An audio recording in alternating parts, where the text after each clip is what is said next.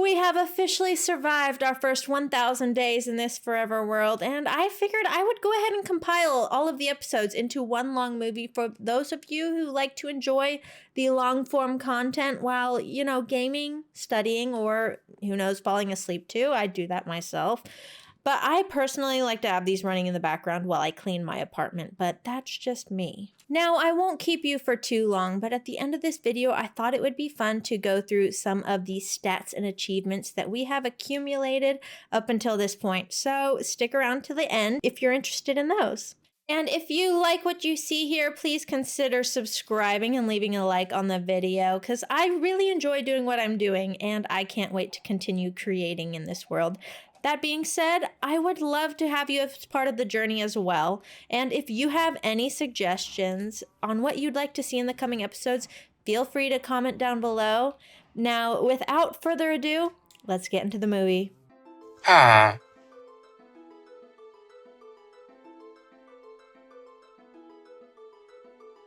Huh?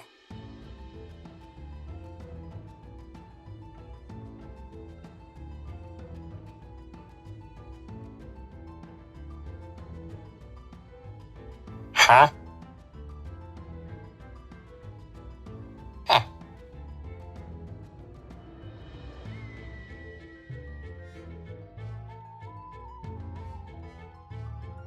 Uh-huh.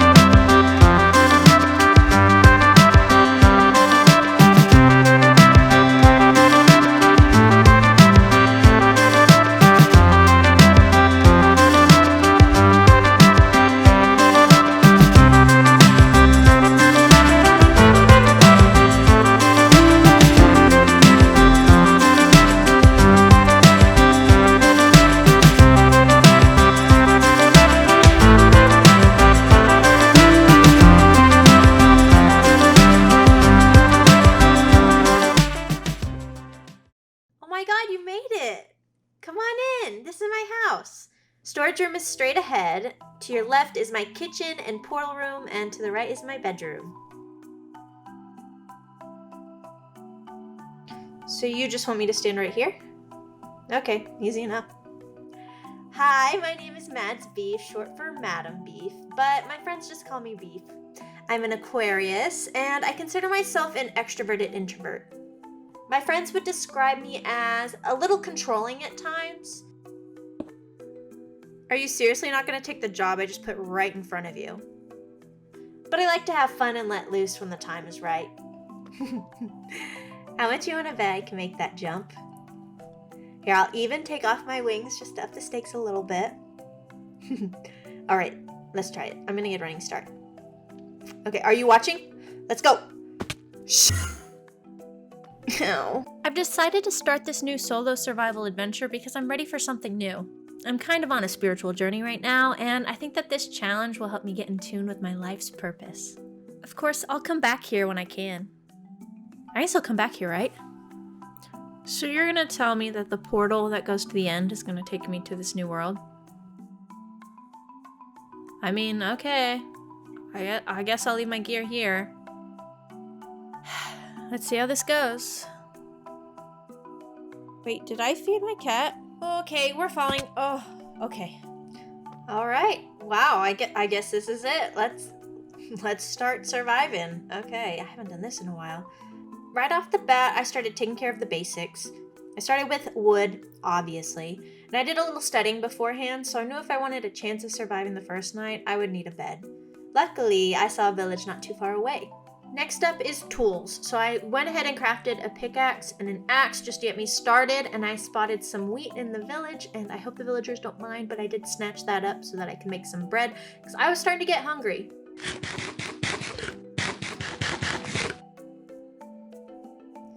I thought I was gonna be the only player here, but I guess they meant the only intelligent player?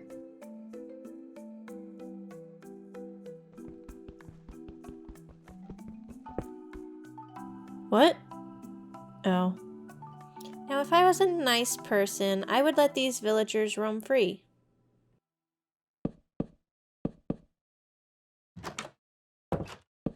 I never said I was nice, and I don't trust them to stay out of trouble.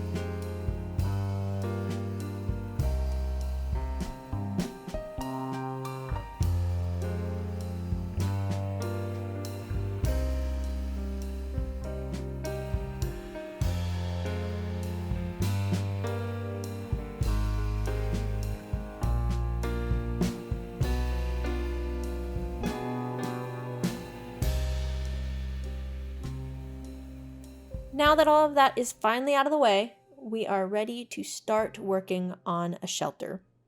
And we will place her at the top of this hill.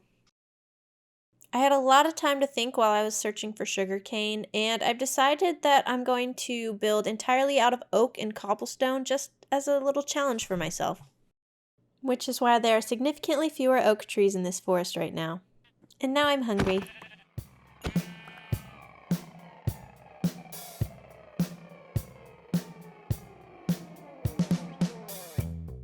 Starting out, I'm just trying to get a rough idea of where everything is going to go. I'm laying out these columns to get an understanding of the framework, and then I'll fill it all in later. This upper portion is going to house the living spaces. And this lower portion will be perfect for a mineshaft entrance. And speaking of that, I'm going to go ahead and start clearing out some of this dirt to make room for the entrance.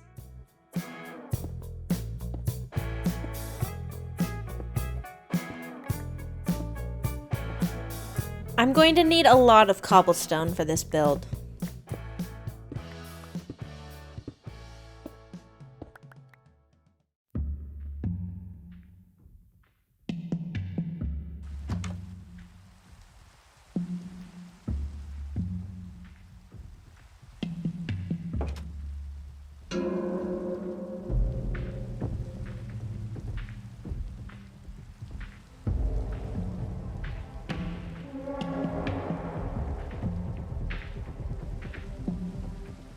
We may have a little bit of a situation. My inventory is full, and I don't have any wood to make a chest to store it in, so I'm just kind of stuck down here until I can either get to my bed or until the sun comes out.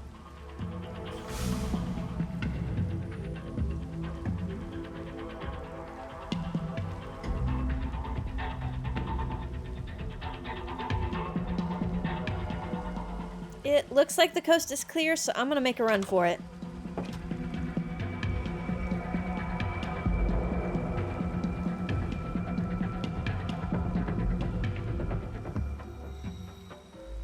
Luckily, we made it out in one piece, so now I can finally place some storage chests to get rid of all of this cobblestone I've been holding on to for way too long. Now that the sun is out and we've got plenty of cobblestone and wood, we are going to get right back into building.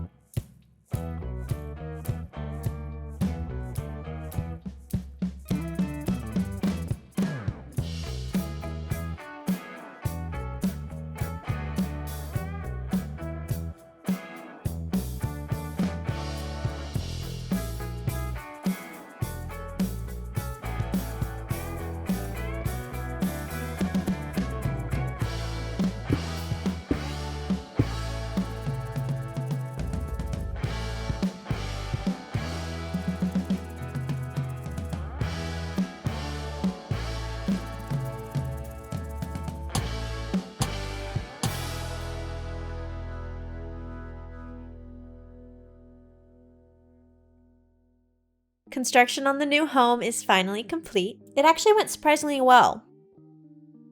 Ow. I wasn't so sure if I'd be able to make oak and cobblestone work, but I think it turned out better than I expected. I just hope that the roof doesn't catch on fire, but we'll deal with that if the time comes. Anyways, I still need to finish the interior, but I haven't really been able to travel much yet, so I'm saving that task for when I have some more decorations to work with. But it's just finally nice to be able to come up from the mine safely. Speaking of, I want to show you the mineshaft entrance. You probably don't recognize it, but this is the same mineshaft where I was hiding out from all of those mobs not too long ago, as they were guarding my bed so rudely. It took me quite a while, but it goes all the way down to the diamond mining levels, and I got a lot of resources out of it in the process. Now, I don't want to spoil too much, but let's just say that there's a surprise waiting for you behind this wall, and you'll get to see next week what that is. Thank you so much for keeping me company throughout this process. I've really enjoyed getting a new fresh start. It's always exciting when everything is a clean slate. And there's so much more to come, so I can't wait to see you next time.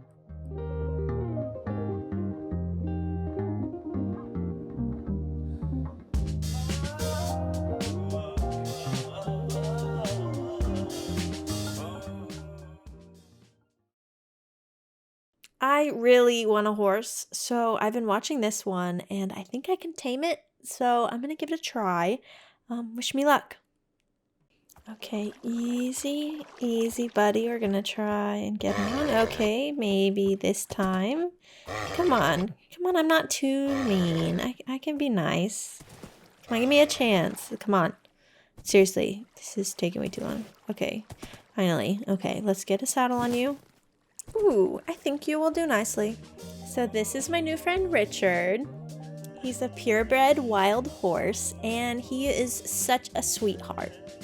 Richard really wants to show you how fast he can go, so give it just a second, and we'll show you.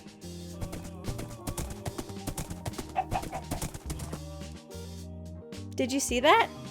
Well, we can do it again. It's really no bother. All right, Richard, let's go. All right, we gotta jump. Jump, jump, jump, Richard. What the? Richard.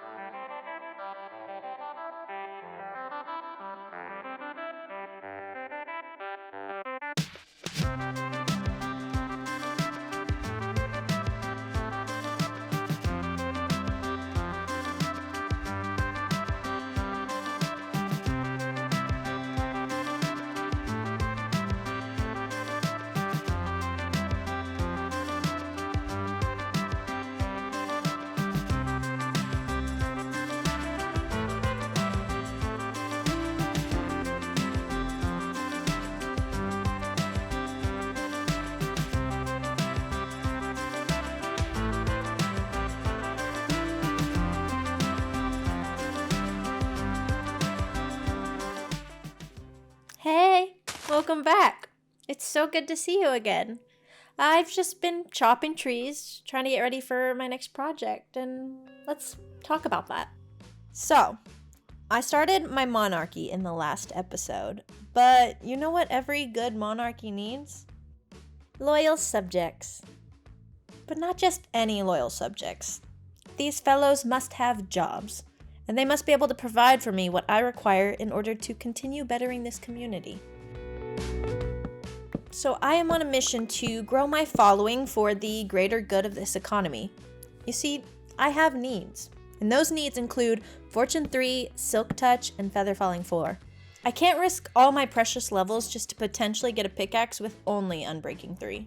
Alas, I require control over my enchantments, and if I'm to become the most powerful monarch, then I must be able to ensure my power. Need I say more?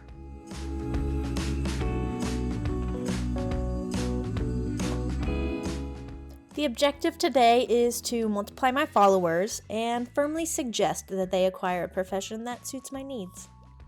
I want the breeder to be pretty close to my house, and I had been using this space before for tree chopping, so I figured I'd kill 2 birds with 1 stone and get a ton of wood in the process while clearing out this space for the breeder. There were a couple of dips in the terrain, so I'm just gonna fill these in and flatten it out so that I have a little bit more space to work with. And using the path blocks, I'm able to kind of get an idea of where I want the entrance for this build to be in relationship to my house.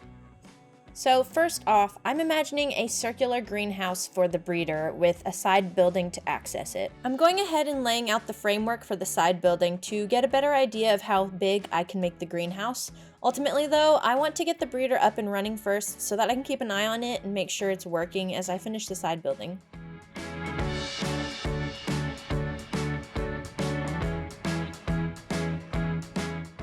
It took a couple of tries, but I settled on a circle that was about 17 blocks in diameter. I didn't really have any plan for the roof at this point, and I started to realize that it was going to be way more visible from the living room window than I had anticipated, so I decided to test out a shallow dome roof using copper. I like how the copper works with the block palette, but I'm quickly running out of copper as well as coal to smelt what I do have left, and at this point I need something more renewable than coal. Do you often find yourself searching for coal all day only to come back sore from all that mining? And how does it all disappear so quickly? What you need is a lava farm. Now you can walk away and let the fuel collect for you. Turn any alcove into a fuel trove. A lava farm can make infinite fuel, yet takes up the space of an average villager house. Its simple design uses cauldrons to collect the lava, so you never have to go searching again. And because you use a bucket to collect the lava, you never have to replace the cauldron. You get the lava farm cauldrons with 11 dripstone blocks and 11 pointed dripstone, all for the low price of 55 iron ingots. But wait! Order now and we'll throw in 11 lava buckets to get you started for free. Not responsible for fire outbreaks, buckets not included. And now that I have plenty of fuel, I was able to spend my time mining focused on copper, so now I can get back to working on the villager breeder. I frequently checked the view from the living room window and ultimately decided I wanted to try and incorporate a bell tower into the build. It seems fitting since bells are typically at the center of each village and this is where all the villagers come from. To break up the oak and copper, I decided to use raw tough blocks in the build.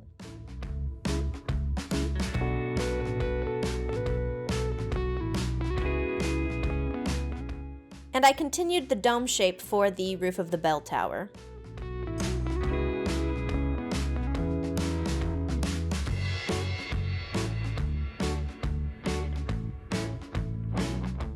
For the details, I used mostly oak trapdoors as well as some chains and lanterns, and I used some oak leaves to help break up the elevation on each side just to add some variety.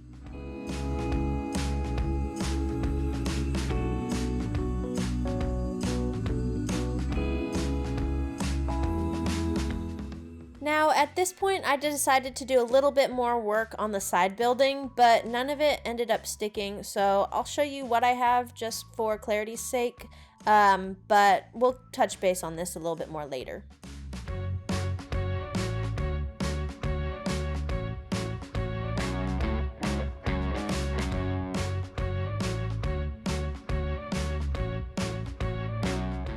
And now it's time to start getting this breeder prepped to move the villagers in.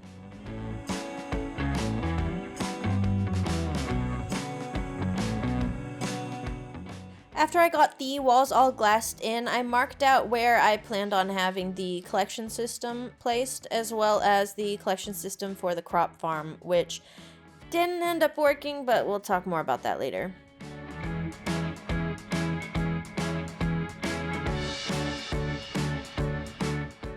After I moved all 3 villagers into the breeder, I went ahead and set up the crop farm, and there was a little bit of trial and error to get the villagers properly breeding and working as they should, but it all worked out in the end.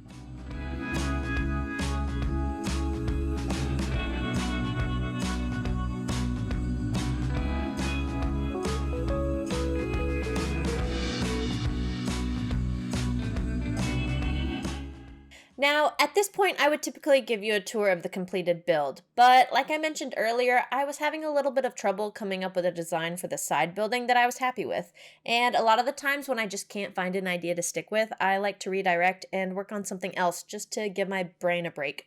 So with that being said, we are going to switch gears and start working on giving these villagers jobs.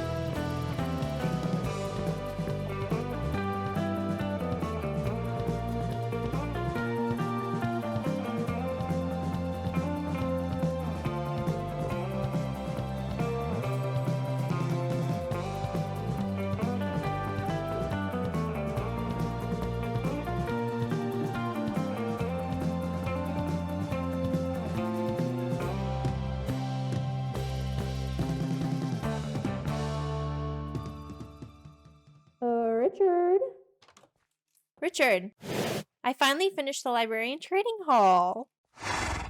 I know. They're not the most spacious living conditions, but you know they can't be trusted not to get into trouble. Wait, you saw the horse head? No, I seriously just found it on the ground. I would never hurt you or another horse, Richard. I promise. You have nothing to worry about. Soon enough, I will make you a much nicer stable. You'll see. You're going to love it.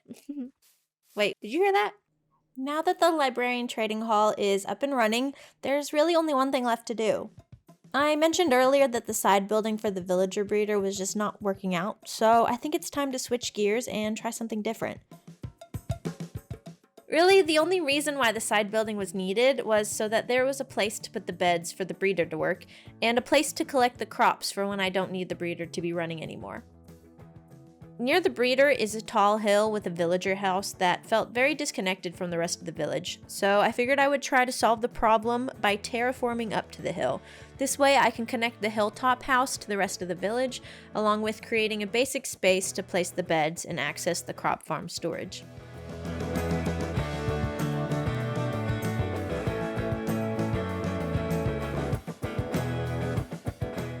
After I was happy with the layout and flow, I went back in and started to add some depth to the side of this new cliff I created. At the rear of the villager breeder is a drop-off into some caves, so I was inspired to create a river that connects into the main body of water and trails into the drop-off.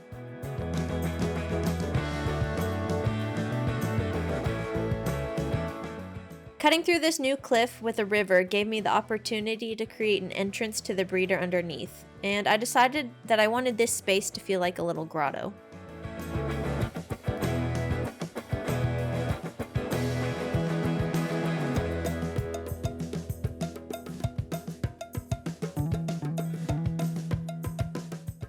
Once everything was starting to take shape, I got to work texturing up the formations and adding lighting throughout.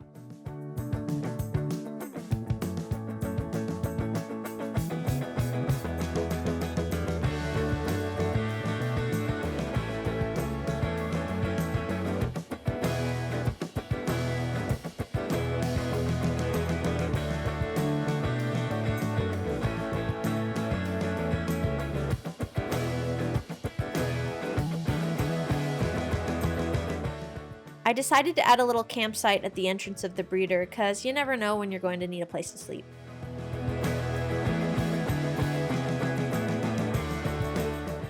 I added a really simple and quick bridge over the river in a couple of places since I don't have any official plans for the spaces they lead to just yet.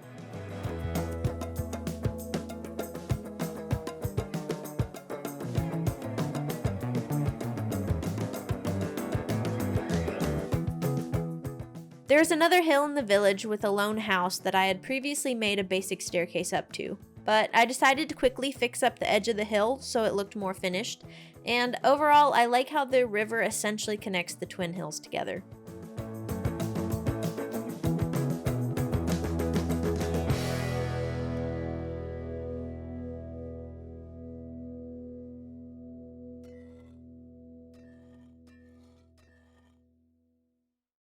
Now that all that is finally taken care of, I think it's time to officially give you the tour. I think it makes the most sense to start where the time lapse just ended. So I'm going to go up to this hill and show where the river is running through. So it runs through this way and comes out into this main body of water over here. And I decided to connect with a bridge, as you saw before, and right now it just leads into this overflowing cow storage area. There's a couple sheep sprinkled in, but right now there's not much going on this side of the river, but that will change very soon once I have the chance to focus more on that. But for now, we are just leading into this side, and it just does what it needs to do. It gets you across the water, and that's really all I'm worried about right now. I'm going to swim into the grotto. So we have the campsite over here, and then this side is just for vibes. There's not much use for it, but maybe I'll throw in some armor stands or something later. We'll see. This is how you get into the villager breeder. So I actually have it turned off right now. So right now, instead of making villagers, it is just producing crops. I had 3 guys before, so I had 2 over there that were doing the breeding, and then I had 1 guy here who was supposed to collect crops. Turns out they don't really pay attention to that guy whenever there's 2 in here, so the crop portion barely worked at all. But at some point, this guy turned into a zombie, and I think what ended up happening is I had my replay mod running, and I was AFKing so that I could get some more villagers, because I think I had run out and was working on assigning them jobs. So I had paused the recording. Next thing I know, it clips in the replay footage, and he is a zombie, and then there's a zombie up on this ladder up here. So I'm just assuming the guy walked up when this was still exposed, turned him into a zombie, and then at the time my replay wasn't recording. So if I had footage for that, I would throw it in, but really all I have is it just clips and he's a zombie out of nowhere, and it really freaked me out at first, and then I was like, I must have paused it. So right now we've got some wheat and carrots. I started out with wheat and then tried to turn it into carrots, and he just insists on turning it back into wheat, which honestly I'm not that worried about. Not that big of a deal. But on this side, so basics of villager breeder. This is how I understand it. You need farm. You need a hole for the villagers to drop down in with trapdoors. And you need a trapdoor that makes it a little under 2 blocks so that only the babies can pass through. And then on the other side of hole, you put all of the beds so that it signals to them that they need to make more villagers. And once you figure out the basics of a farm, I find it's a lot easier to start customizing it. So this isn't my first custom villager breeder, and I'm sure I'll make many more in the future, but right now this is where all of the villagers are stored. So you can see I have way too many, so many that they're starting to freak out and glitch across the water. I don't know what's going on, but we're just not going to pay attention to that and close this up. And I have these trapdoors flipped down right now so that he can't see the zombie and start freaking out. So just blocking the line of sight. And to get to the crop storage, it's just down this trapdoor. It's starting to collect. It's mostly been the bread that's collecting right now because before it was barely running. I had these just for breeding them more, but this isn't a good example of how much has actually come through because some of that was already just sitting in there. And I really haven't done much in here. Honestly, wasn't really worried about it because I don't plan on coming down to this portion very often except for to either turn it back into a breeder or to get to the crops, but I don't really need to come down here much, so I probably won't do anything with that in the future. I'd like to say that I will, but we'll see. So we came in from that way. Now we're gonna head out this way. So this is the little drop off that I was talking about. So back here there's this opening and it just goes down into the caves, and I wanted to see a waterfall going down, so that's why I decided to pull in a river, because it made no sense just to have water coming out of nowhere in my mind, so I needed to connect it to something. So I figured it would be the perfect opportunity to connect it into the main body of water and cut through this cliff so that it had a little more purpose than to just be a blob of gray rocks. Back here, I have 2 areas where I do some tree chopping, just very dense forest, so that I can get a lot of oak at once if I need to.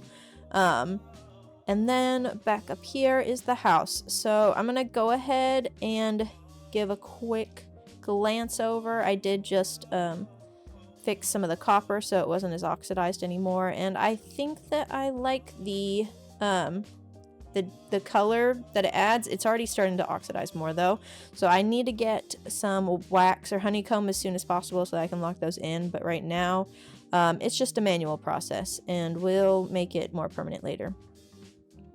Now to get to the Librarian trading hall, so I go down these stairs. This is where the lava farm is, and this is how you get to my storage of Richard.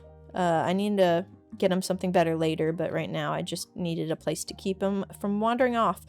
Now down these stairs, I had mentioned previously that these stairs go all the way down to deep slate. I'm not going to go all the way down just because it takes a while, but for the most part it all looks the same except for the walls change from cobblestone to cobbled deep slate. But other than that, it's all the same layout. It's like 3 bays down and then it switches back. And I have some Fletchers down here that I was using to get some more emeralds throughout the process as I was giving these librarians their jobs, because I needed emeralds to buy the bookshelves and to make more lecterns, because I did not feel like using all my sugarcane and my cows to make lecterns anymore. So this is the Librarian Trading Hall. This down here is how you get to the Villager Breeder. I'll go ahead and run down here. So this is my storage of villagers. Right now they're all adults, which is good, but sometimes when they were turning into babies too much, they weren't catching on the minecart that I would send down there, so I had to break the glass and kind of bop out some of the older ones. But I do have a couple on standby as well. And yeah, yeah, I have more than enough for the time being, and then if I start using these guys and I need to make more, I'll just rearrange the upper portion of the farm again and get it going. This is the Librarian Trading Hall, and I don't think I showed this very well, but I did almost like, I feel like it looks like a sun in a way. It's more like a circle, but to me I like to think of it as like a sun or a star. Little design in the ceiling with the leaves, and I wasn't really planning on doing that. It just kind of came out as I was working on it, and I like how it turned out, so I wanted to show that real quick. But I have all of the librarians down up here. Have some storage. I do have the mini blocks mod and the more, or I think it's a resource pack. It's like the Wandering Trader mini blocks resource pack, and then I have the more mob heads resource pack because I like using those for decorating. And then back here there is this window that looks into a large body of water. I don't know what you'd call this, like a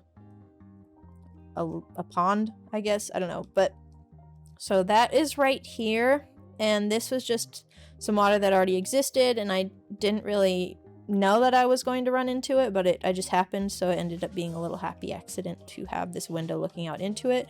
But it's just over here, so there's the drop off and the villager breeder, and then there's this body of water over here. So this is where we are in relation to the rest of the build, or the rest of the house and everything. But I have these 4 guys here because this floor is mirrored below, but these 4 guys from below exist where this entrance is. So entrance, and then down below you have these 4. So I guess I should touch base on the fact that I have 2 of every villager. Now, I decided that I wanted to make this Librarian Trading Hall because I thought that when we switched to 1.21 that you were not going to be able to do the normal villager assigning process with the librarians, because that's what people had said in the past. I guess they decided to change that, but I wasn't aware, and I figured if I was going to have 1 of each, why not have 2 of each in case something happens to them? Because I plan on this world being like my primary world for all to come. My primary solo world in the future. And I wanted to have all of the librarian trades. That being said, I don't have any of the mace trades because when I was assigning them, it wasn't in 1.21 yet. And I'll get those later, but I'm not really worried about it at this time because I don't have a mace yet. But once I do, I'll think more into getting those assigned and getting a spot made for them. Now, I did also get a dog. This was one of the dogs before the world updated, so he's an OG, and now I think if I wanted this type, I would have to go travel to some biome. I don't even know which one. But so I wanted to go ahead and snatch him before the world updated. And if you have any named suggestions, please leave them in the comments below, because I do want to have a name for him by the next episode. And if you have any suggestions, just let me know. I'll throw them into the mix. But yeah, so here's the bottom level of villagers. Not really like much difference between them, other than the stairs are on this side and the entrance is on that side on the upper portion. I have just a little crafting table, storage area, and a bed down here. And I also have this bed up here that I can climb up and sleep in if I need to. And then I have this leaf wall back here. Lots of oak leaves that I threw in just because it helped break up a lot of the more neutral plain colors and bring some color into the room. So we are going to pretend that this is my office because I want to have a chat about just what's been going on the last couple of months for me. So this build I actually finished a couple of months ago. I think it's been almost 3 months now, and I haven't done any more work in this world since then because I wanted to get these videos edited and out, but life has been quite crazy for me lately. I'm not going to get too much into the details of it, but I have been waiting until these episodes were ready so that I could move forward with progress in this world, and that is why a lot of this has all been replay mod footage. It was a little challenging to try to make a storyline work with just replay mod, but I think it ended up turning into a different editing style that I had a lot more fun with, and it took me a lot longer to edit in general, but I think I had a lot more fun with it, and I learned a lot more different tricks with the programs I've been using. So in the end, I think it was worth it. But now that I'm able to move forward with progress in this world, I will be live streaming. So my first live streams will be coming very soon. If you want to follow me, they will be on Twitch at Mads Beef, same name. But I will be doing them on Twitch pretty soon. And I've also made a Discord. So if you would like to join the Discord, you can be one of the first. I'm going to link it into the video description below. But if you want to join, we can chat. You can get some updates whenever the new episodes come out and whenever I do go live. So keep an eye out for that. But that is the rundown of what's to come. And again, thank you so much for sticking around with me for this one. Go ahead. Follow me on Twitch if you want to see me live. If you want to subscribe, like the video, let me know what you thought about it. I will be looking for name suggestions for the dog. And again, thank you so much for watching. I'll see you in the next episode. Bye-bye.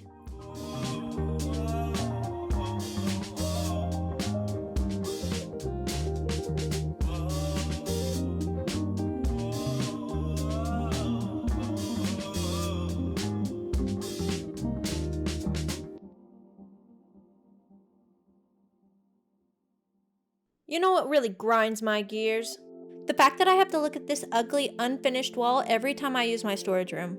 Not to mention the fact that somebody thought it would be okay to leave this slab of cobblestone in the middle of nowhere and make it a permanent feature of the house. Like, who does that? I can't put up with it any longer, so we're gonna have to fix it. First things first, I need more space, so we're gonna add a second floor into the home.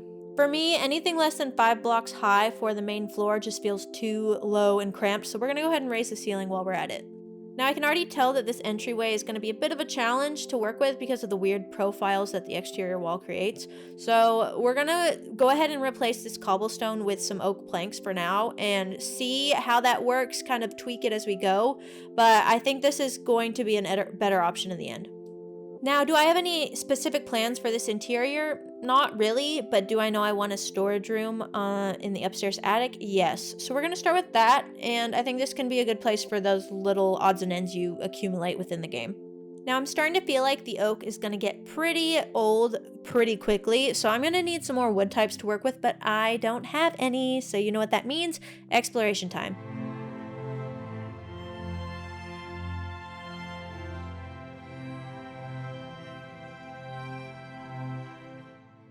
After placing only a handful of blocks, the easily distracted Beef decides to leave the safety of her habitat.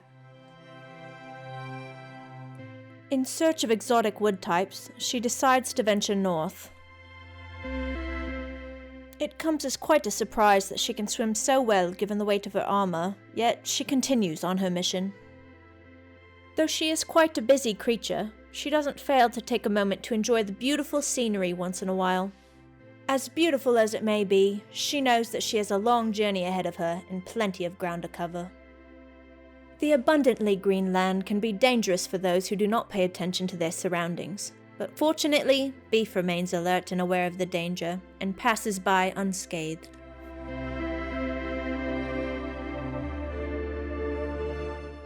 As she makes her way towards the village, she helps herself to the bales of hay lying around and continues on her way.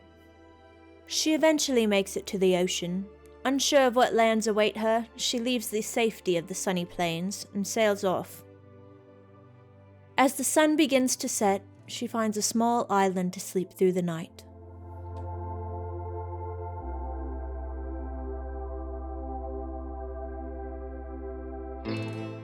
And once again, she sails off into the ocean.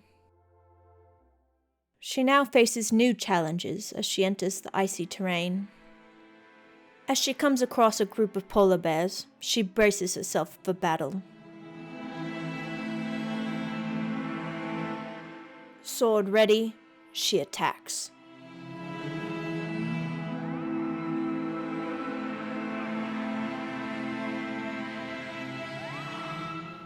The polar bear stood no chance. Beef once again takes in the beauty of the land, this time relieved to have made it through the icy tundra.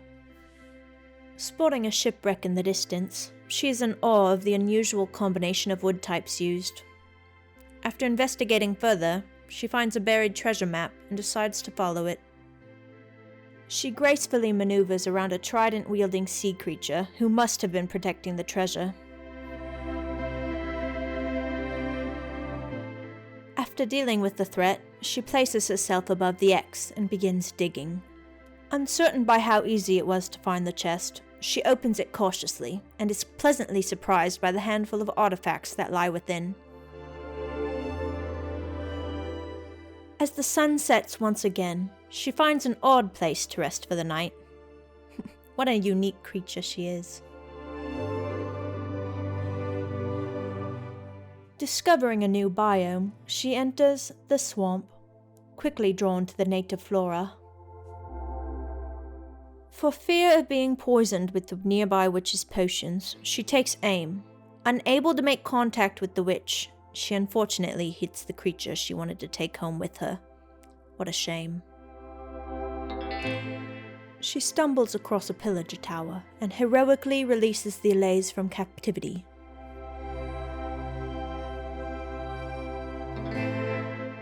New friends in tow, Beef continues her search for the exotic wood types she has been seeking. It has proven to be a successful endeavor. She finally finds her first acacia tree, and she quickly harvests it and collects the saplings.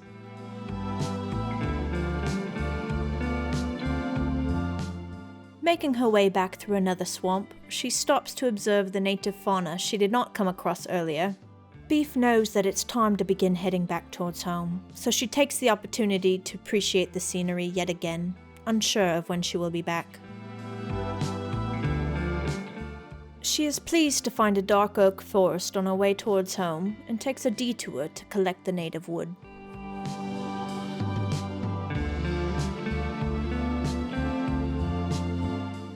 After many days of travel, spanning thousands of blocks, she returns home with an inventory full of new resources. Her only regret? Not returning with the black cat she had hoped for.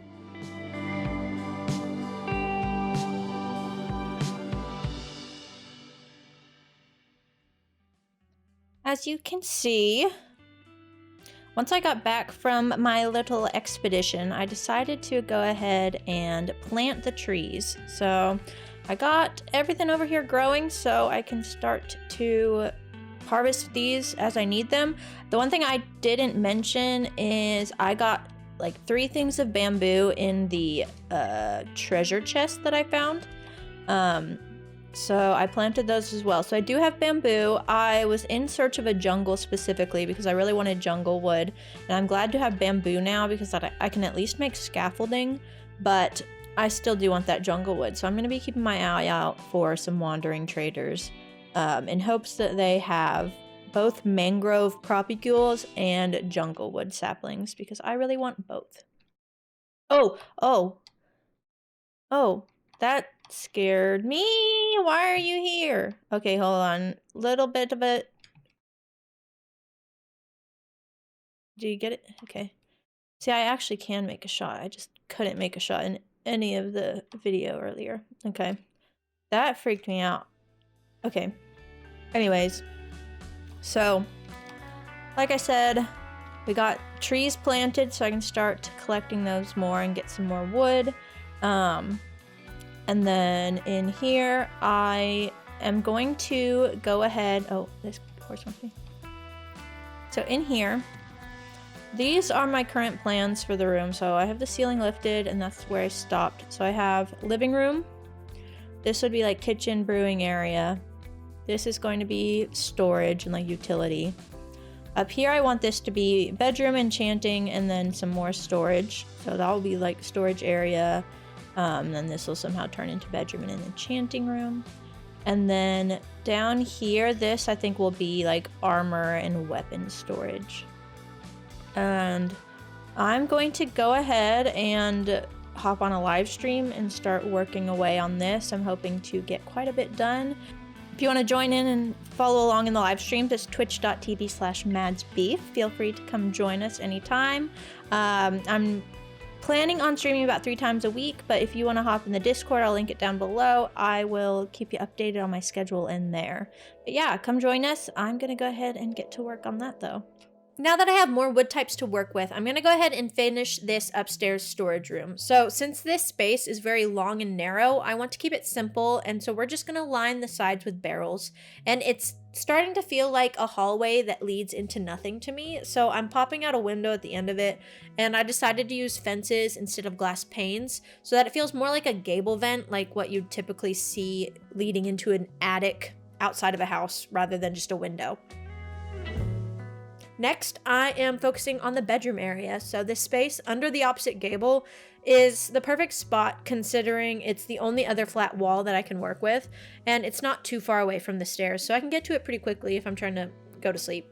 As I'm working, I'm starting to notice just how much open floor space there is to fill, so I'm gonna break it up in whatever way that I can. So I'm thinking adding more walls, because more walls means more flat surfaces to add furniture along. So we're gonna box out a portion of the room and make it look somewhat like a closet, and then we have more walls to work with. Now, shifting gears to focus on the downstairs, we're gonna assess that most challenging part I talked about earlier, so the entryway. Most of the blocks, like I said, are visible on the exterior of the house, so there's really not a lot of flexibility of what can move. So the best option is going to be to lower the ceiling and hide some of those weird profiles with columns and beams, and we're going to use trapdoors to fill the gaps. And there's this little awkward corner of cobble and column that's bothering me, so I'm throwing in a potted plant to cover up that corner. So the space next to the stairs is quite narrow, and I really can only place decoration along the left wall if I want to have enough clear space to walk through. So I decided that this space is going to be the extra armor and tools storage room. So I'm going ahead and making a storage display case by using armor stands and barrels along that left wall.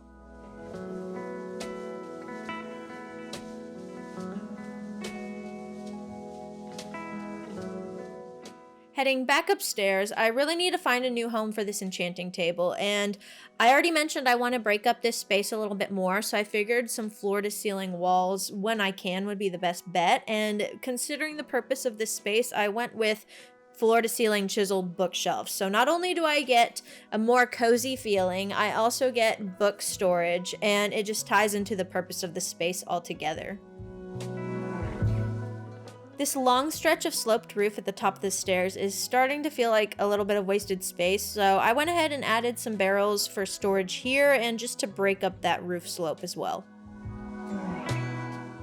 Now, during stream, we were just chatting and decided to go ahead and try out a fireplace in this space. So I'm going ahead and building out a chimney and seeing how it works, and in the end, it made more sense for me to move the living room from the space that's nearest the windows to this space that's around the chimney and fireplace, because it just makes more sense for it to be centered around that, with it being the heart of the house.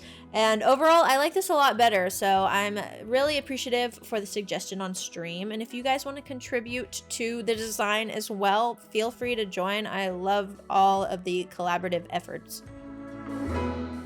And last but not least, we are adding the brewing kitchen to the home. So I am using barrels along the primary wall, and this will eventually store the brewing ingredients as I acquire them. And I snagged some brewing stands from some villages earlier while I was exploring, so I threw those in here. And then across from the barrels, we have a table, and at the center of that table is an infinite water source, so I can use that to fill bottles whenever I am ready to start brewing. I am so glad to finally have a decorated interior on this house. I've been itching to do this for so long, and I had to put it off just because of timing, and I needed to get the other episodes edited and ready to get out. So it feels good that this is finally complete. Now, I do want to show a couple of things that did not make it in the time lapse. So I went ahead and added some wood signage along this wall that I had switched from cobblestone to wood plank. planks. And I think it does a good job of just adding depth to the wall and separating it from the roof. Since it is the same material, I really didn't want them to blend in. And you'll probably notice as I go around that I added texture to these walls, and it was finally time to break it up. I originally wanted to just keep it all cobblestone for the challenge, and I think it turned out well, but I was ready to add a little more dimension, and I wanted it to look more weathered and aged. So we textured those walls, and this chimney, I went ahead and cleaned up the profile of it by adding some stairs to make it seem a little more worn, and then I blended it in with the roof a little bit better after the fact. So just little things here and there that I've been working on. I'm gonna go ahead and go around this house and take you to the place where I am keeping Richard. So I did, oh, he likes these carrots. You don't get any right now, maybe later. So down here, I just added some variation to the flooring, added some hay bales and a water trough area.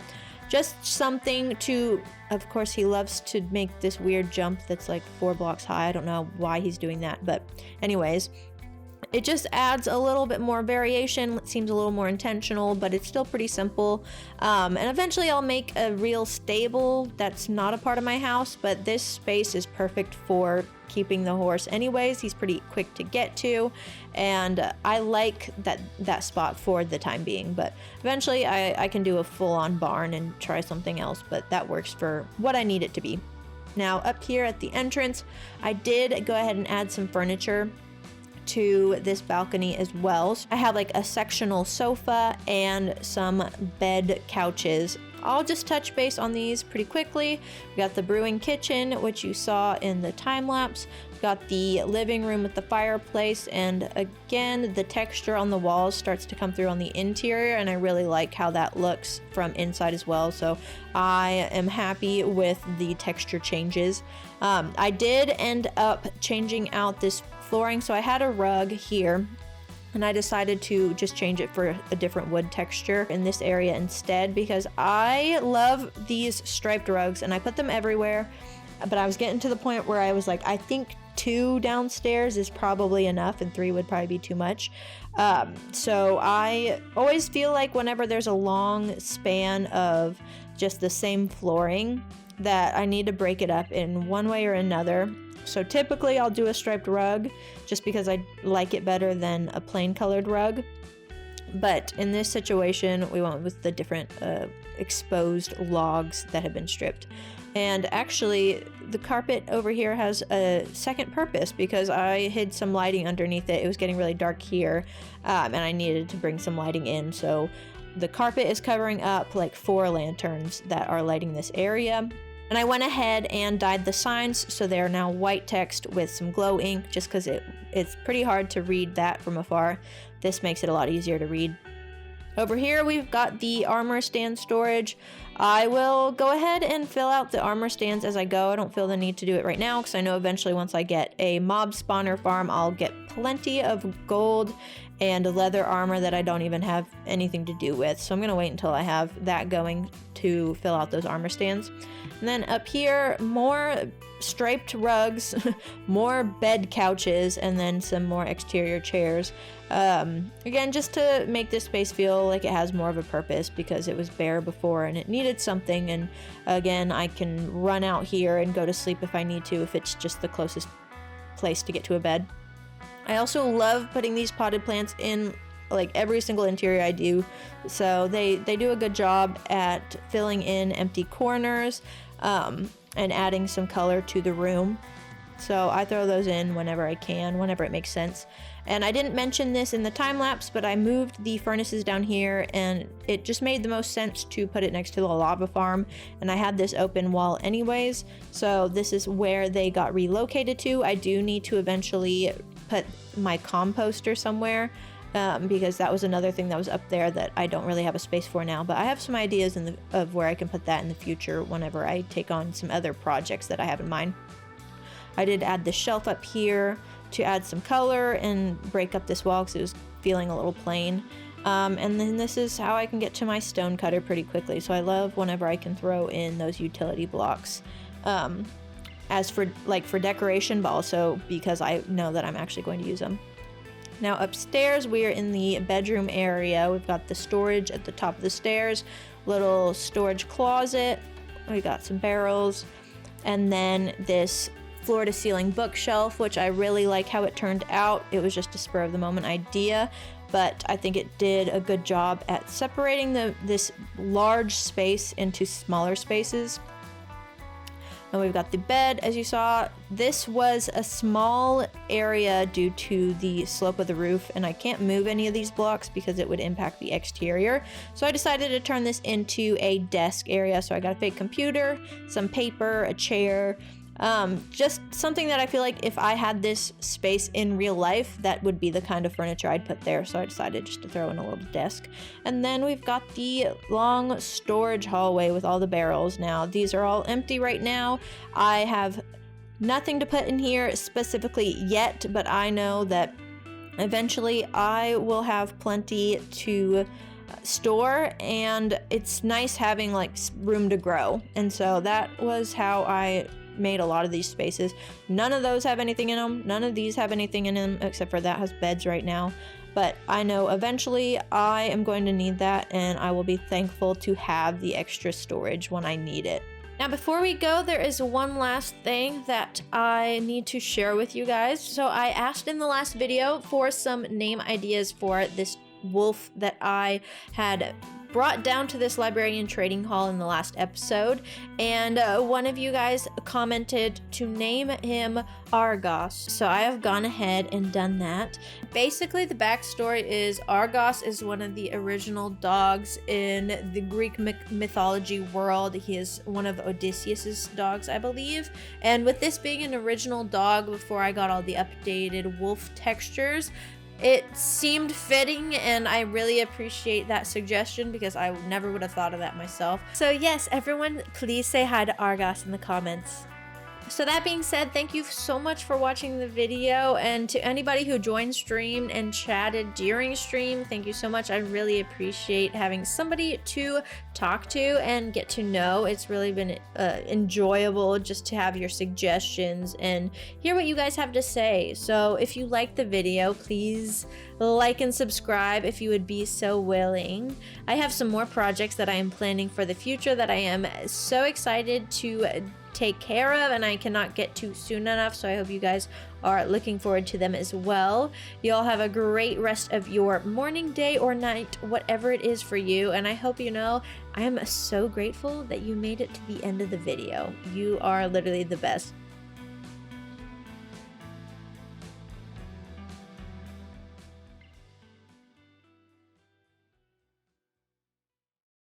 Hello again, and welcome back. Now, I want to see if you can guess what we are building today. Pretend it's not in the title. Any guesses? If you guessed Iron Farm, you are right. If you guessed anything else, I did my best to help you. But hey, points for trying.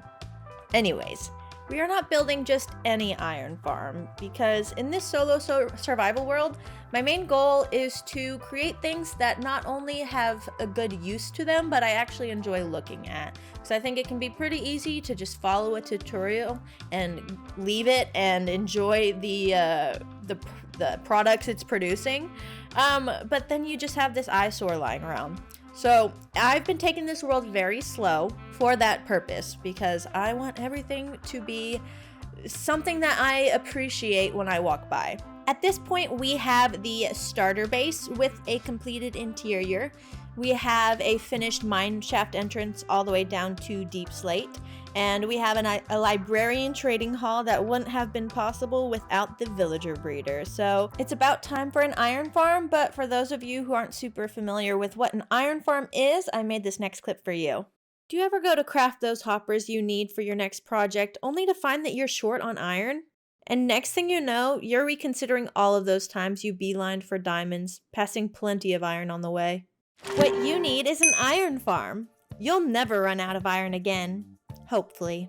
Turn any patch of grass into an iron stash. You'll get rid of those pesky iron golems, and you'll never have to mine iron again. You get the Iron Farm Zombie, boat, and 5 oak signs, all for the low price of 3 sacrificial villagers. But wait, order now and we'll throw in 3 beds to show those villagers they can trust you. Not responsible for golem attacks, poppy disposal not included. I want to preface by saying that the farm portion of this build is designed by IanXO4.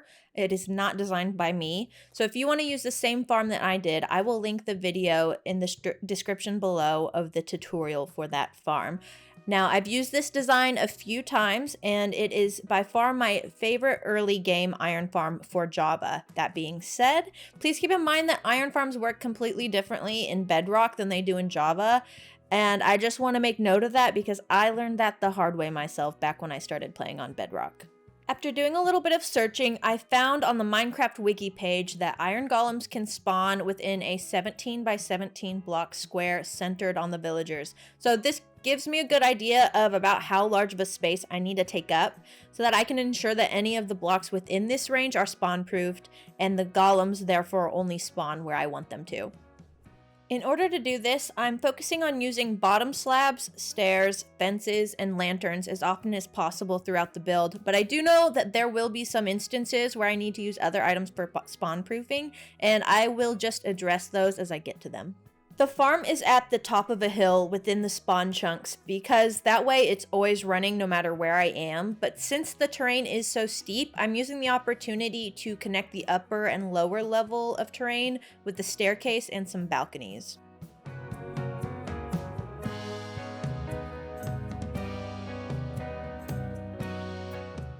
Only part of the lower balcony is within the spawning range for the golems, so once I get within that range, I'm starting to use bottom slabs to prevent the spawns.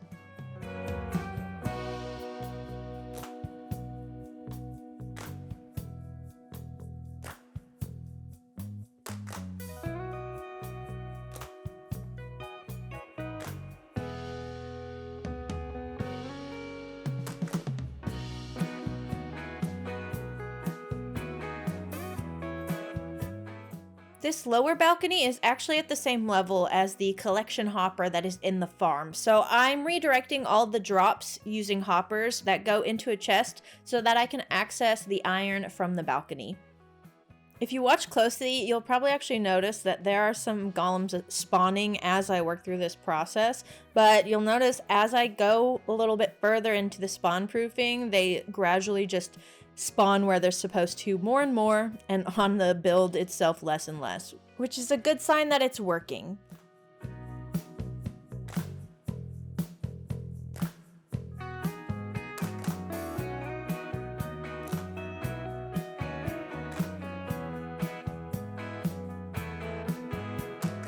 I don't really see a need to make a building that takes up the full 17 by 17 block area, so I have decided to break it up by using a combination of interior and exterior space. So the building itself will cover the farm, and I'll have some additional interior space for decoration and storage, but any remaining space within that area will act as a buffer between the build and the rest of the landscape. So we'll have some balconies, some patios, just some spaces to enjoy the landscape and look out.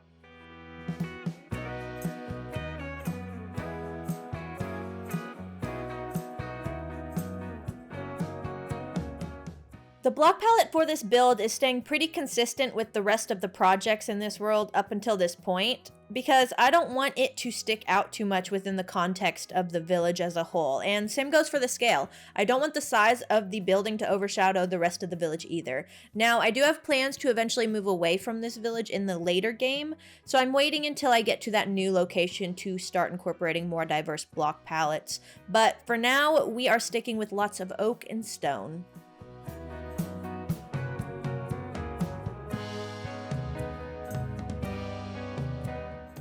Any spots on the roof where I do have a solid block that is not a bottom slab or a stair, I'm using campfires and putting them out just to spawn proof those blocks as well, because I don't want golems on my roof.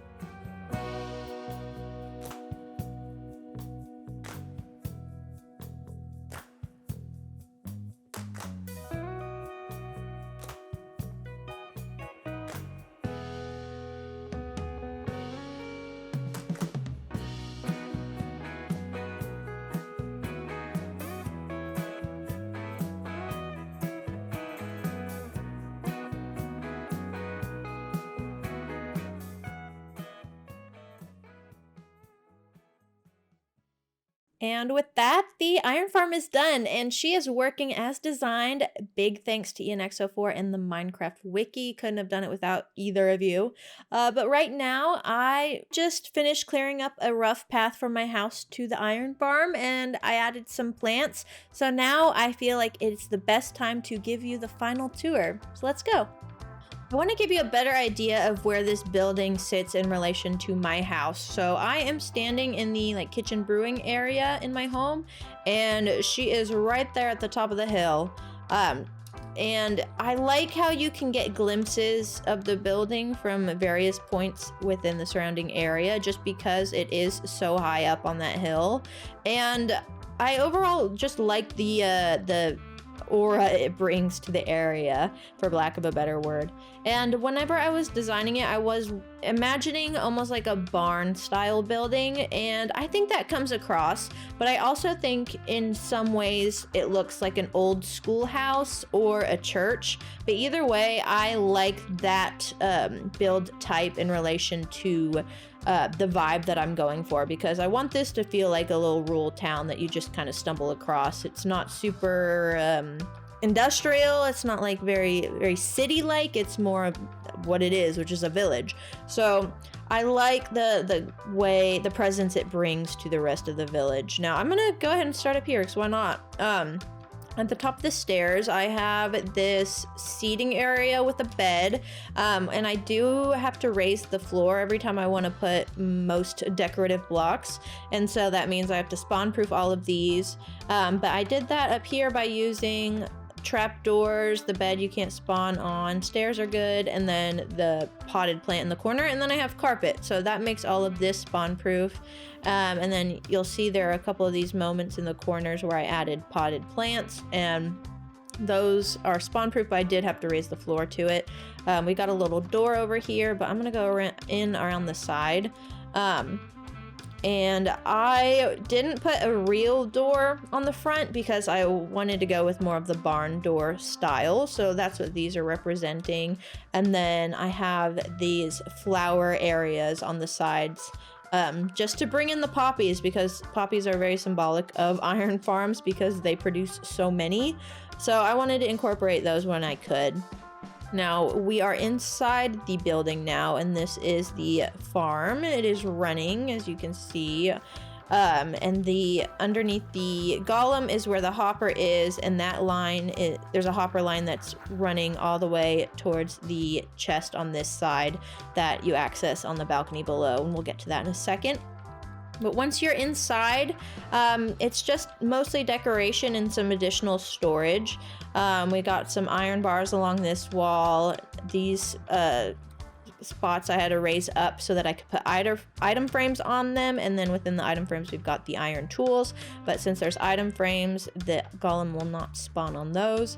And then I have this painting that they added in 1.21, and this is the first time I've used this one. I actually really like it, but the main reason why I chose this one is, to me, it almost seems like this skeleton is an iron golem in a pool of water, almost like the iron farm, and then that's me watching him in the pool of water like I am right now. So that's why I went with that one. It's definitely a loose interpretation, but I thought it was a pretty painting, and I liked the way it fit within the actual use of the space.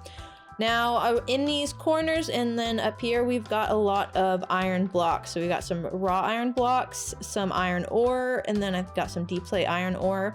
And those, the iron golem can spawn on. So we went in and added some blocks on top to prevent that. So we got like some iron bars, more lanterns, more item frames, and iron trap doors. And then here we've got a armor stand with all the iron armor. And then up here, there's some storage. We got a mini block, some lanterns, another iron trap door, nothing too exciting, but yeah, just little things to fill the space and make it feel more finished. But it's overall pretty simple, and it does exactly what it needs to do, and nothing more and nothing less. Now down here, we have the balcony, and This is the storage chest. So right now, this is what it has been collecting over the last couple of days, I'd say. Plenty of poppies, of course, and then the iron ingots. And there, I have converted at least a stack of iron blocks that is in my storage unit. So a little bit more than what you see here. But I considered doing an auto crafter and decided not to, just because I had to factor in the poppies and I was running out of space and I didn't want the chest to go too far down below this level. So we just kept it simple, and I can come in and manually convert them all into iron blocks as it fills up. But I do want to note that, like I said, I have made this farm a couple of times before, and it is perfect for me in a solo world whenever I just plan to leave it running for the unforeseeable future. But if you are in a on a server and need to supply the needs of multiple people, it may not be the best bet for you. Or if you need a lot of iron fast, it may not be the best option for you. But for me, with my occasional iron needs, it is more than enough, and I always have way too much in the end, and I'm having to convert everything to iron blocks and start like filling up chests with everything else. And so this is plenty just for me, but do consider you may need a bigger farm if you want to, if you have different needs than what I have here in the solo world. Now over here we have some more storage chests, and I'm just using basically all the same blocks. We got mini blocks, we've got potted plants, we got armor stands, nothing too different over here. And then there's just additional storage back here that we've got going on. And I believe this line is where the spawning range stops, so I didn't put any on these stone bricks over here. I do want to note this is my spawn chunk, so we are right next to spawn, and so this will always be running, and I will always be collecting plenty of iron, which is really nice because I also know that if I happen to die and I spawn back in spawn chunk because I can't spawn at my bed, I can get to safety pretty quickly. I'm gonna go down these stairs and give you the view of the build from a different angle. So I haven't finished this path yet because I have some stuff I want to do over here once I get to working on this side of the village. So I'm going to do those in tandem when I'm ready. But this is where we're at the bottom of the hill, and I feel like it fits in really well. It's not too overpowering. The colors blend in, but it does feel a little bit more important than some of these other village houses just because it's a little bit larger and it's got all these balconies and columns, and it's well lit. But as far as color and size, it is not too aggressively out of place. So I think it fits well within the context of the village, and I am overall pretty happy with this. Now, I have not done very many iron farms before where I actually do a building on the outside, so this was a first for me. I have done iron farms in like the side of a cave that are underground, but none where I actually have a building on top and around it where I have to spawn proof the roof and everything within sight that could potentially create a spawning place for the iron golem. So this is a little bit of a challenge, but I overall am pretty happy with how it turned out, and I'm super excited to do other projects like this in the future as well, just trying my hand at different farms that I have never actually made complete buildings around. Now that is going to do it for this episode. If you stuck around to the end, thank you so much for watching. I would really love it if you would consider leaving a like or subscribing if you want to stick around for the next projects to come. We did build all of this on stream, so if you want to join in on stream, it is twitch.tv/madsbeef. Feel free to come join us and chat it up. But yeah, thank you again for watching. It really was a fun project for me, and I hope you have a great rest of your day, night, evening, whatever it is for you, and I'll see y'all next time.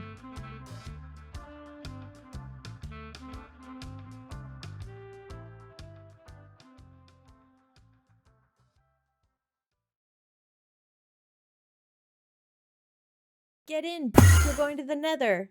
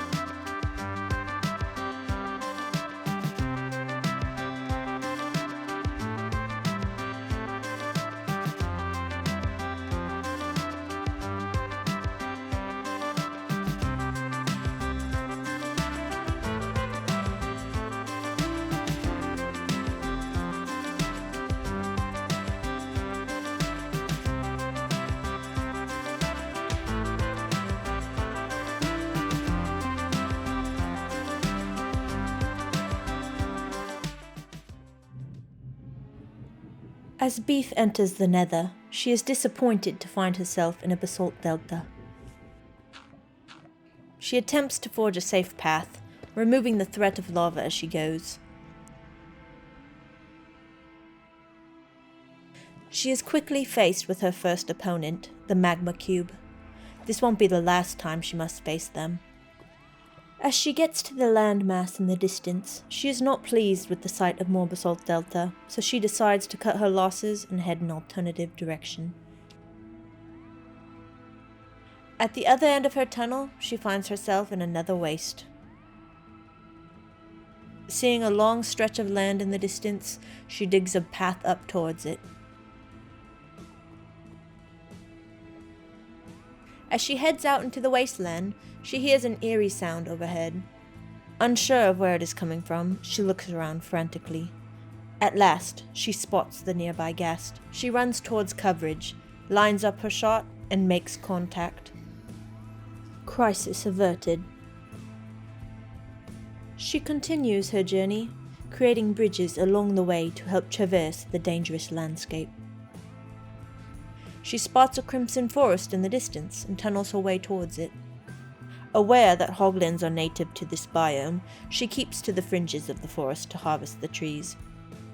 It is not long before she finds a hoglin in her path, but she quickly removes the threat and proceeds.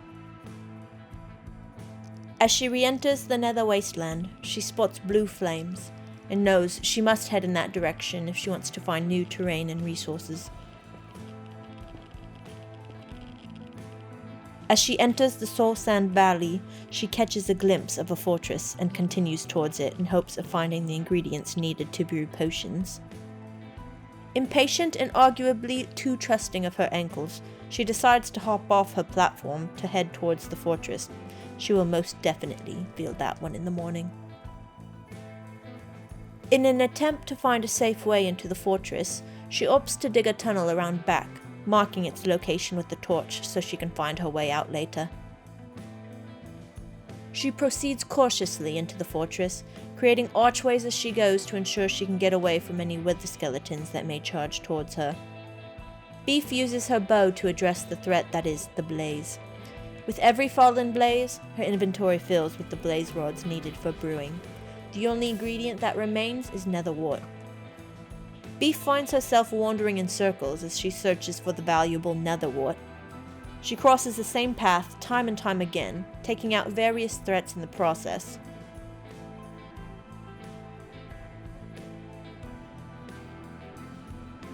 As she searches, she stumbles across a warped forest in the distance, and decides a change of scenery may be nice for the time being. She enters the forest to harvest new resources, unaware of the extra set of eyes watching her every move. Luckily for Beef, the Enderman quickly loses interest and heads elsewhere. At last, Beef finally finds a new structure she hadn't yet explored in the fortress. After making sure there were no enemies nearby that may take her by surprise, she happily collects the nether wart at the base of the stairs and begins her journey back home. As she sports her previous bridges overhead, she has peace of mind knowing she is heading in the right direction. The markers she left earlier in her journey also come in handy as she retraces her steps, though it isn't long before she gets lost again. As she searches for the markers she knows she left, she is unaware that the path she seeks is right behind her. Unable to find the tunnels she made previously, she opts to make a new one towards the direction she came from. At last, she digs her way back to her portal and heads through, back towards the safety of her home. All of that exploration took place on a live stream, and if you'd like to tune in next time I'm live, you can follow me at twitch.tv/madsbeef, and I'm also going to link my Twitch account down in the description below. But right now I'm going live about 3 times a week at this point in time. Now, I do want to talk about what my goal is build-wise today. So, with this episode being focused on the Nether, I would like to have a decent structure on both the Nether side and the overworld side for the Nether portal so that I can walk out and be safe either way if I'm going to or from the Nether. Now, I try my best to design builds that both fit the purpose of what's within, while still fitting within the context of the surrounding area, and after some brainstorming creative sessions on Twitch, I've decided that the build is going to represent almost like a train station travel center within the context of the village. Now, designing in creative means I've got a long list of materials to gather, and instead of just showing you a montage of me gathering materials that you've probably seen dozens of others gather in the past, I thought we could make a little game out of it. Hello, and welcome to the first ever installment of the Stack Market. This game will take a little bit of skill and a little bit of luck. That being said, those who joined the live stream may have somewhat of an advantage. Now, I'm going to show you 4 different time lapses, and I want you to guess which item required the highest quantity of stacks in regards to the upcoming build. First, let's take a look at option A, tough brick slabs.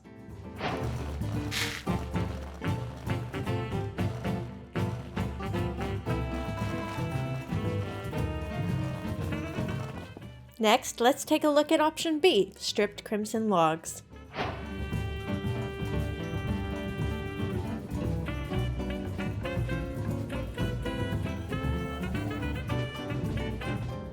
Third, we'll take a look at option C, stripped oak logs.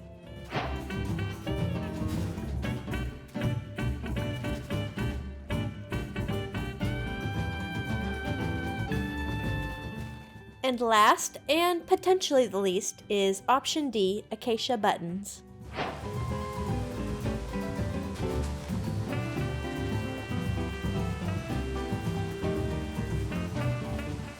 Comment down below what you think I needed the most stacks of for today's build.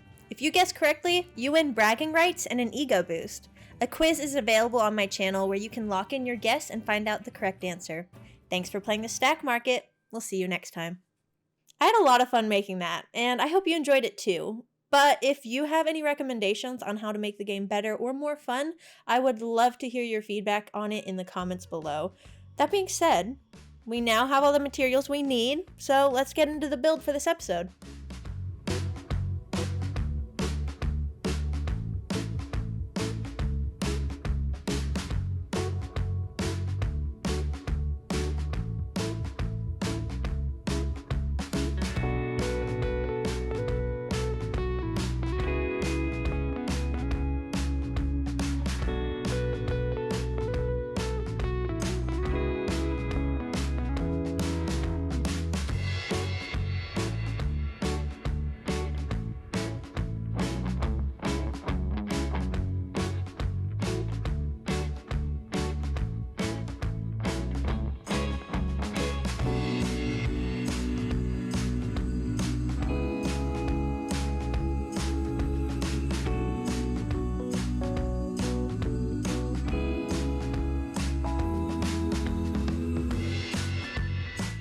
So the build itself is done, and there's a couple of other things that I have done since what you've seen in the time lapse, and we'll get to those shortly, and there's other things that I need to do now. So we're going to talk through those, but I figured it would make the most sense to explain the build from my point of view rather than explaining it in the time lapse like I typically do. So I wanted to go ahead and give this view from a distance. We've got a lot of stripped oak going on, but this time I decided to take a step away from like the cobblestone and stone, and we are incorporating tuff in this build instead.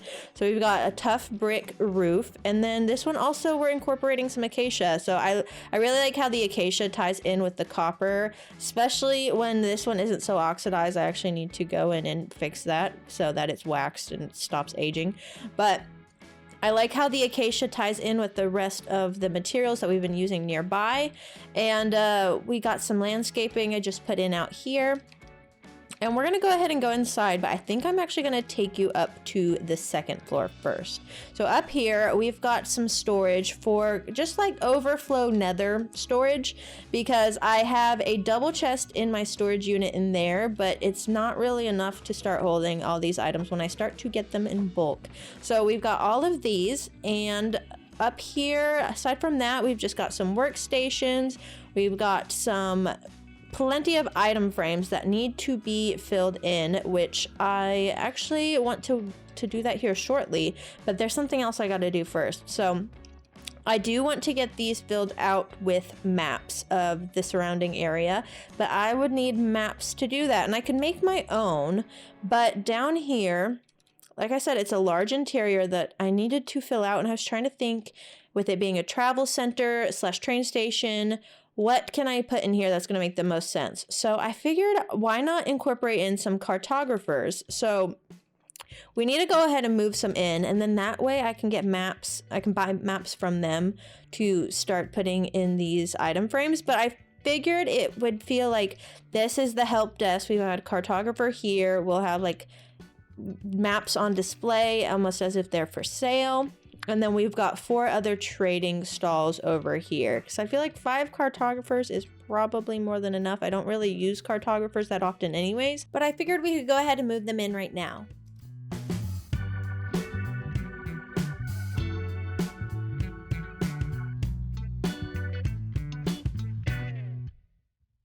With those guys in place, I want to show you what we've got going on out here. So we have this space right here, this landing, the platform to get to the railway, which I just put this in, and I'm not ready to continue the rail line just yet, but I worked on this bridge on stream yesterday, and I want this to transport to the next project. So next episode, we've got a project we're going to be working on down at the end of this bridge. So I went ahead and felt like I would connect it for this episode, because then it gives this more of a purpose, makes a little bit more sense. And then I got the minecart dispenser and like system put in, but we aren't going very far with it yet. So I think we do that, and then it should take us on our way, and then we will eventually have it pop us out at the end over there at our next project.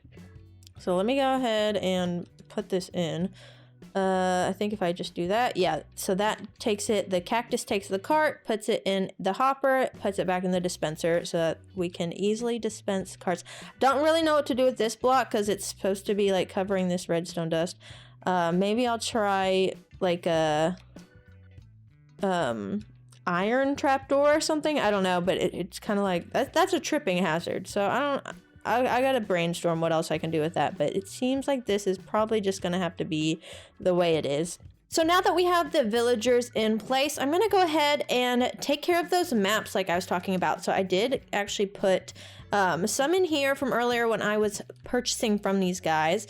But if we go upstairs, I've got 15 slots to put maps on. And then I want to add some. I'll probably do one there. Honestly, might as well just do this for now. We'll do one here. We'll do one down here. And I think maybe we can put like a compass in the other. I don't know why I'm rotating this when it was literally already in the right space to begin with. I think that's right. Okay, so we need 15 maps. Let's buy a couple. Let's see how many this guy will give me. And this will be good because I can start upgrading them too. Okay, so we got a decent amount from that guy. And then we'll go to you and we'll buy these other 3. And let's see what we've got going on. So now I can get an Ocean Explorer map, and I think once I get those, I'm going to put them in here, and I may just use the unfinished map. But this, like, with this in hand, I want to see where this puts us. Because I don't know. Oh, this looks so fun. I don't know how much of this I want, like where I want the center to be. So I'm gonna go ahead and line up at least a couple. I like how the carpets pick up on the map too. This looks so good. Oh wow, this is amazing. I love doing maps because it always looks so different than you'd think it'd be. So I think let's figure out where this is, because if this is within the same bounding box as spawn, then we might as well just put them together. It looks like it may actually be right at the edge. Yeah, so right over here is going to be spawn. So one of these is going to be center, and we're going to go off from that. So I'm right outside of spawn now. What does this give me? Okay, we're here. So I just need to go fill in this a little bit. So let's fill in these maps, and then we will put them on the map wall. Okay, we've got 1, 2, 3, 4, 5.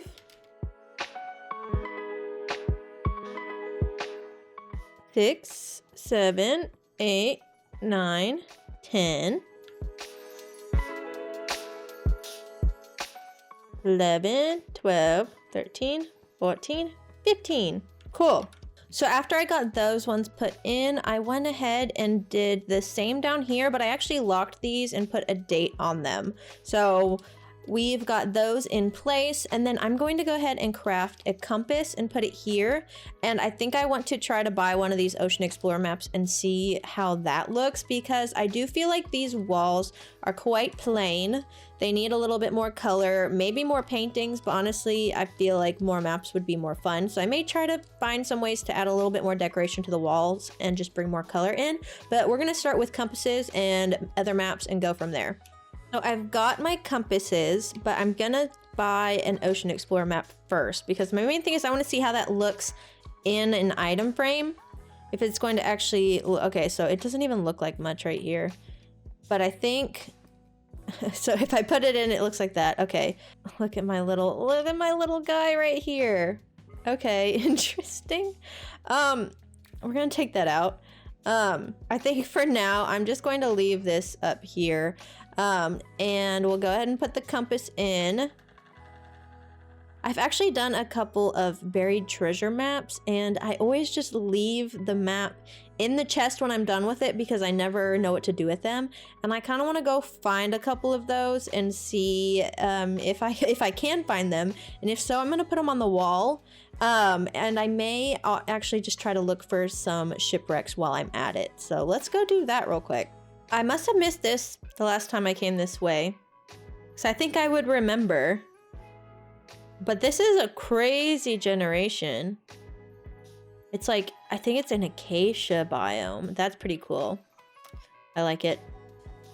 It's nice to see your recent efforts of releasing the Iron Golem being put to good use. Seeing him fling around these pillagers. Oh, I spoke too soon. Well, he did at least part of his job. I just swam down to this chest out of the blue, decided to check and see what was in here. Didn't realize they put buried treasure maps in these things. But I found one, and I think it's probably for the one that I've already got in this area, but I don't care. I want the map. I don't care about the treasure, just the map. So I ended up finding 3 buried treasure maps. Now, 2 of these are for the same location, so I'm just gonna leave one up here. But I'm gonna go ahead and put these other ones on the wall. And I also ended up filling out the Ocean Explorer map that I bought. It's not super exciting, it's just all ocean. But for now, I feel like I'm just gonna go ahead and leave these on the wall. And they do look a little odd, I will say. But I think as I accumulate more, it may fill out better. But for now, we're just gonna leave these over here, and then I think we can slowly start expanding this way as we get more. And the good thing is it gives me incentive to keep my maps and put them somewhere, rather than just like leaving them in a chest. And also it gives me an incentive to stop at shipwrecks whenever I see them, buy the maps and use the maps, because I know that they will have trial chamber maps eventually once I'm ready to take one of those on. And yeah, it'll give me a place to put the map when I'm done with it. So I think it'll be a good thing to just kind of fill out as we go, buy more, keep more, use more, and it'll add some color. And we'll just slowly start migrating them this way. So there's really only one last thing that I need to show you. And you may be wondering, where's the nether side of this whole build? And that's what I'm going to show you now. So I want to preface, I didn't want to show this much in the time lapse because the idea I was going for was like parallel universe, alternate universe, the upside down from Stranger Things, something like that. And I wanted to use the same design, but use all nether material. And so it's very similar, and it didn't feel like it needed its own time lapse. Also because it's a little smaller, and it's a little harder to film in the nether. So we'll go ahead and show you. I will say, nether wood is hard to make work together, because I kept thinking this is just too much, like, it's given Polly Pocket, and I wasn't feeling it, so I decided to come in and, like, embrace more of the upside down feel from Stranger Things, and I started throwing in the vines and the roots and starting to pull in some skulk veins and messy it up a bit. I think it really needed that, because when it was just clean, it was way too colorful, and I did not like that. But so yeah, this is like the alternate dimension version of the build. We've got all of the crimson wood, all of the warped wood, and then instead of villagers, we have piglins, and they all have names so they won't despawn. We picked names in stream. But yeah, this is the nether side, and you'll notice it's a little bit smaller. On this side, we don't have like shopping area, but we do have just like a picture wall, because I felt like I needed to bring in more color to combat all of the pink and teal. But so I threw that in, but the idea is eventually, whenever I'm ready to start making a bigger nether hub, I will branch out this way and connect it into other areas. This is gonna be like a port, for lack of a better word, kind of like a stop on the train station, and it'll connect all back into a bigger nether hub with my final base when I start working on that, because I've mentioned it before, but I'll say it again. This base that I'm living in right now is just meant to be the starter base. It's meant to be my spawn base, but my final base is going to be in a completely different location with a different style, and I think that'll show through on both the overworld side and the nether side. But there are some differences as well. So yeah, we don't have the customer service, the service desk in this one. And instead of going upstairs, this one actually goes downstairs all the way to where you can mine for netherite. So I think this is 15. Yeah, we go down to 15. I have a mini lava farm, some furnaces, some storage chests. I already tried doing a little netherite farming and did not get super far with it. I got a single ancient debris, but it's nice to at least have quick access to it and safe access, where I don't have to traverse through the nether and worry about running into a ton of people that don't want me alive. Now, I'm gonna go back up. Sometimes magmas like to spawn in here. That's the one downside, but I will take magma cubes over hoglins any day. Now, I'm gonna walk out here real quick. And yeah, there's the magma cubes. So you can see we got a little bit of a custom biome going on out here. I don't actually want to hang out here with the magma cubes because they're just gonna cause problems. But I'm gonna pull out in Freecam. I like the whole, like, it looks like a random build dropped in from a different universe with different colors. I like that it stands out. You can see a little bit of the canopy coming through from the other build, but it's basically similar build, just the different nether materials instead. I did use some wool instead. Like, there were a couple of times, like for example the pots, I had to use the same as well because there wasn't another version of it, but for the most part I tried to have the alternative version of everything as best as I could, even like the lamps. But yeah, I think this is a good start for the nether base, like nether hub. I can come in and trade with them pretty easily. There is honey under them like there is in the overworld as well, so that does become a little problematic when I'm trying to get the drops that they give when you trade with them, but we just kind of we make do with what we got.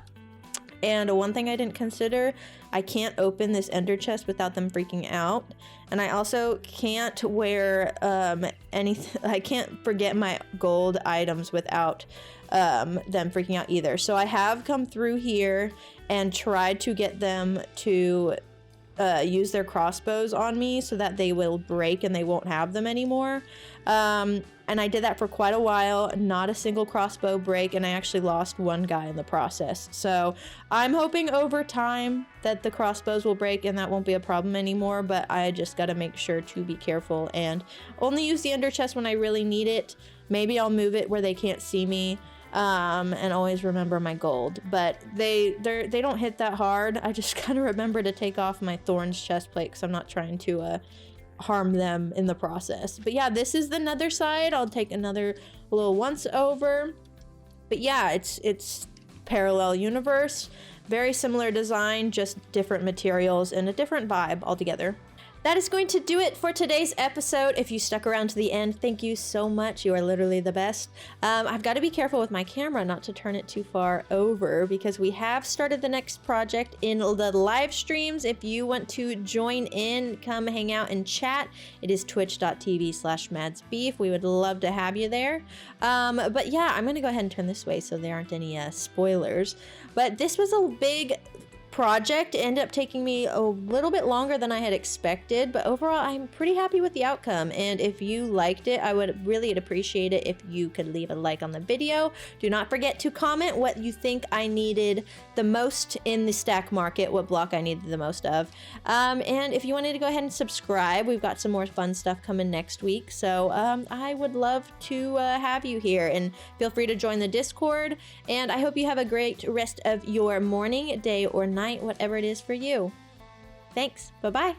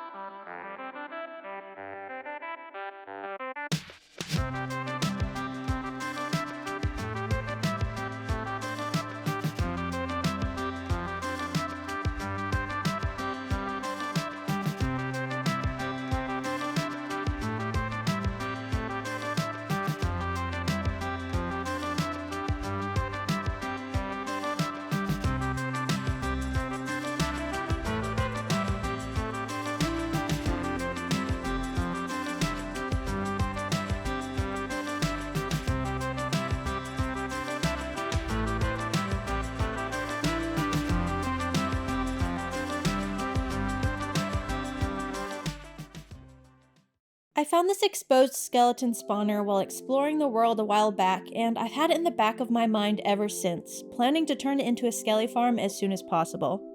I've been taking this world very slowly, trying to make sure that projects get the attention they deserve before moving on to the next. That being said, I haven't even had the supplies to turn this into a proper skeleton farm, but all of that changed once I finally journeyed into the Nether in the previous episode. After collecting some soul sand and some quartz, I now have everything I need to transform this spawner into a functional and aesthetic skeleton farm. In the last episode, we designed this beautiful train station that serves as the entrance to our Nether hub, but you can't call it a train station without some rails and a minecart, so we went ahead and built this bridge to go with it, and guess where that leads? It conveniently leads you to the skeleton spawner. So today we will be upgrading that spawner, fully equipped with an auto sorting system, AFK capabilities, and packaged into a nice cabin at the base of this Cherry Grove mountain. So let's get started. I'm really excited to get working on this project because skeleton farms are really nice to have even after you no longer need them for XP. They provide copious amounts of bones, which I can use for bone meal for farming, or I can craft them into bone blocks for building. And they also produce way too many bows, which can be used to craft dispensers. And as I continue to progress in this world, I know I will need my fair share of all of those items. Now, I know my way around the basic concept of spawner farms, but I'm definitely no expert, and we're going to be following a tutorial for the base of the farm that I will link in the description below. But once we get into the build portion, we will be completely on our own. And on top of that, I'm going into this project with no plan and no previous creative preparation, so hopefully I won't regret that later because I really don't want to have to start over due to some simple oversight, but we'll just have to work through any challenges as they come. After setting up a little base camp, we're going to start out by clearing out the space needed for the skeleton farm itself. Now, doing this helps me get a better understanding of where the water elevator is going to go, as well as where the skeletons are going to drop, so that way I'm able to plan the build around these elements. Now that I have the basic framework for the farm laid out, I'm starting to realize just how tall this build needs to be in order to ensure that the skeletons fall the full 22 blocks that they need to. So I'm mocking up a gabled roof to try and hide that uppermost part of the farm. Looking at it from a distance, I like the shape of the roof, but I do feel like the build is a little too wide, so I'm shaving off the sides just to make the build seem a little more proportional. Now that I'm happy with this section, I'm introducing another portion with a gabled roof to the build to add some variety and depth to the overall shape. With the rough footprint in place, I can now start to hone in on the layout of the interior, and I'm actually going to shift the skeleton drop over a block in order to create a wider entry into the auto sorting system storage room. I'm going in now and adding the redstone for the auto sorting system, which actually stuck out a little further than I thought it would, but I am just going to have to add an additional structure to the exterior later to cover all this up, but I actually think it will do a good job at adding a little more variety to the build overall. Now that I'm pretty confident in the placement of the water elevator and the skeleton drop, it's time to get the farm up and running so that I can keep an eye on it and make sure everything works properly as I finish the rest of the build. This is when we find out if there are any mistakes in the design. At this point in time, I'm starting to get a little worried that I may have placed the skeleton drop out of the spawner's range, but all we can do is wait and see. Luckily, everything works as intended, so now we can focus on finishing up the rest of this build. Next, I'm going in and framing the build with spruce logs to add some depth to the exterior walls. With the spruce framing in place, I can start to mock up what the outline of the roof is going to look like, and for this build we're going with the dual pitched roof, and I definitely tend to gravitate towards a dual pitch whenever there's a front facing gable because I feel like it just feels a little more elegant and adds that little flair at the edge of the roof. As I fill in the rest of the roof, I noticed I overlooked part of the design because it's creating this weird connection between the two slopes that is just turning out to be too much uninterrupted spruce for me, so we've got to find a way to fix that. I'm thinking if I bump out a portion of this roof, then I can add another gable and create a termination point to cap off that awkward section of roof. And to be honest, I actually like the profile it creates way better this way, so this is why sometimes you just gotta adapt as you go. I'm at a point now where I have the framework in place and I just need to lock in and start cleaning up the details, part of which includes replacing the stone walls with other materials. For the structural components, we're using mostly spruce with the occasional nether brick. Now, for the walls, we're going to do a gradient that includes tough stone bricks, andesite, diorite, birch logs, calcite, bone blocks, quartz, and white wool. It is quite a handful of blocks, but I definitely think it is needed considering this build has turned out to be taller than I expected. And we're at a point in the process where there's going to be a lot of trial and error on my part, and since I tend to undo and redo work quite often, I'm going to just focus on chipping away at the project, and I'll check back in when I'm ready to give a progress update. So the build itself on the exterior is mostly complete. There are a couple of little things we need to add, but I like the shape, I like the overall aesthetic, I like the color palette, and I like just the way it fits within this space, because especially from a distance, this looks very proportional in relation to the mountain. I'll go ahead and show you. When you're back here, it blends in with the mountain really well. And I feel like if it were just this lower height, it would feel a little too short in comparison to both the mountain and the bridge. So I like the scale that it ended up being, even though it ended up being taller than I thought it would. Pretty happy overall with what it's looking like. Now let's take a look at the front here. We've got some windows going into this main room, and we've got a single window up there. Now over here, I feel like this needs to be filled out somehow. Something needs to break up this uninterrupted space. I tried adding vines, I tried adding leaves, I didn't like any of them, so I think that I'm going to try adding campfires. I definitely think that breaks up the front a little bit, but honestly, I feel like I should just build a sloped roof, kind of like I have here, because from the front, this looks way too thin. It needs to have some thickness to it. So let's go ahead and try that and do like a slab sloped roof all the way up. Is dark oak the option? Definitely better, but I think I want to try one more thing, and if I don't like it, we'll go back to dark oak. But I started to pull in just some regular bricks, and I think that might look really nice because it won't blend into the gray behind the wall. It'll have some shadow, but it'll also like differentiate itself from the spruce. So let's try bricks real quick, and then if we don't like it, we'll go back to dark oak. So we've got the brick roof in, we've got some granite sprinkled in. I definitely think that really helps with the appearance of it. Now we've got the column with a little bit of extra bulk at the base of it, and then these fence gates, lanterns, and some more fences just to support the roof a little bit better. And I really like how that turned out. Now we are going to continue walking around what has already been done, and right next to it is this little side shed. Now this is where all of the redstone is hidden. I mentioned that I was going to add a little side building, and I wanted this one to feel like, not like an outhouse, but just a shed connected to the house, which I feel like that's quite common in certain areas of the world. So we decided to build that off on the side. Now over here we have another little window up in the second story, or I guess that's technically the third story. We've got that going on. And then around back, we've got a lot more nether brick wall, but over here we've got a couple extra windows around back, and then these ones actually have some shutters on the bigger windows in the center, and then we have this band of spruce trapdoors in the middle just to break up that like thick band of white in the middle. And then going around this side, we've got the side building, which this does not have any windows on it, but honestly I don't really mind because it's not like the main focal point. And I've got a lot of windows on this front wall, and when you see the inside, the windows aren't needed on this side from when you walk in the interior, but I do feel like some windows would be nice up here on this second gable, so I think we can go ahead and do that. But I'm going to take you inside and show you what we've got going on. So the interior needs quite a bit of work.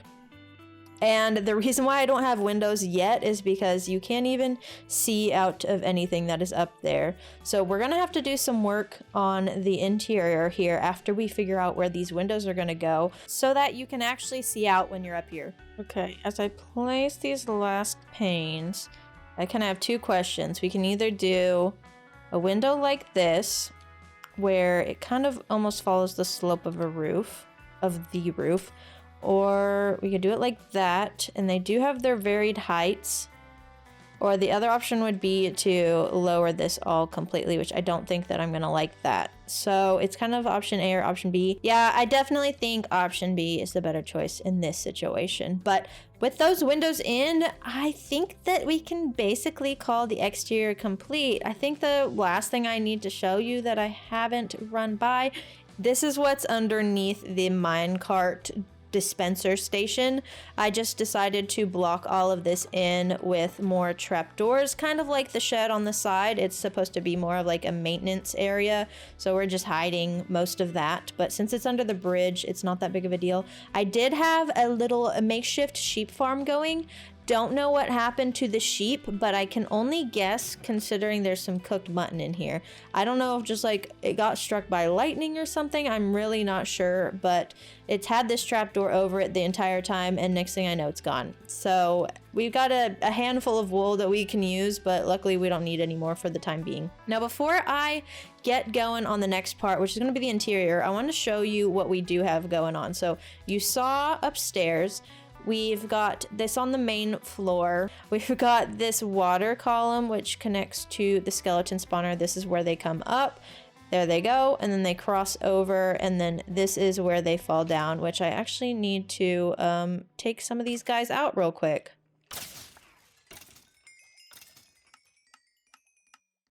So this is where the skeletons drop down, and I actually have a button back here that I can use to light the campfire, so that way when they do fall, if I'm not here to take care of them, the fire will do the job for me. That way we're just not having too many mobs in one chunk at a time. Now in here, also backing up, I made this look like a fireplace, which I think is really cute. So I'm excited to decorate this portion because we're gonna make it a little homey with this fireplace going on. Now this is the front door, and then we've got these double windows, and this is where I had said it didn't really matter if I put windows on the outside because you're not gonna really see from in here anyways. And if I decide to come back in and add some later, I will, but I think it can go either way and it's no big deal.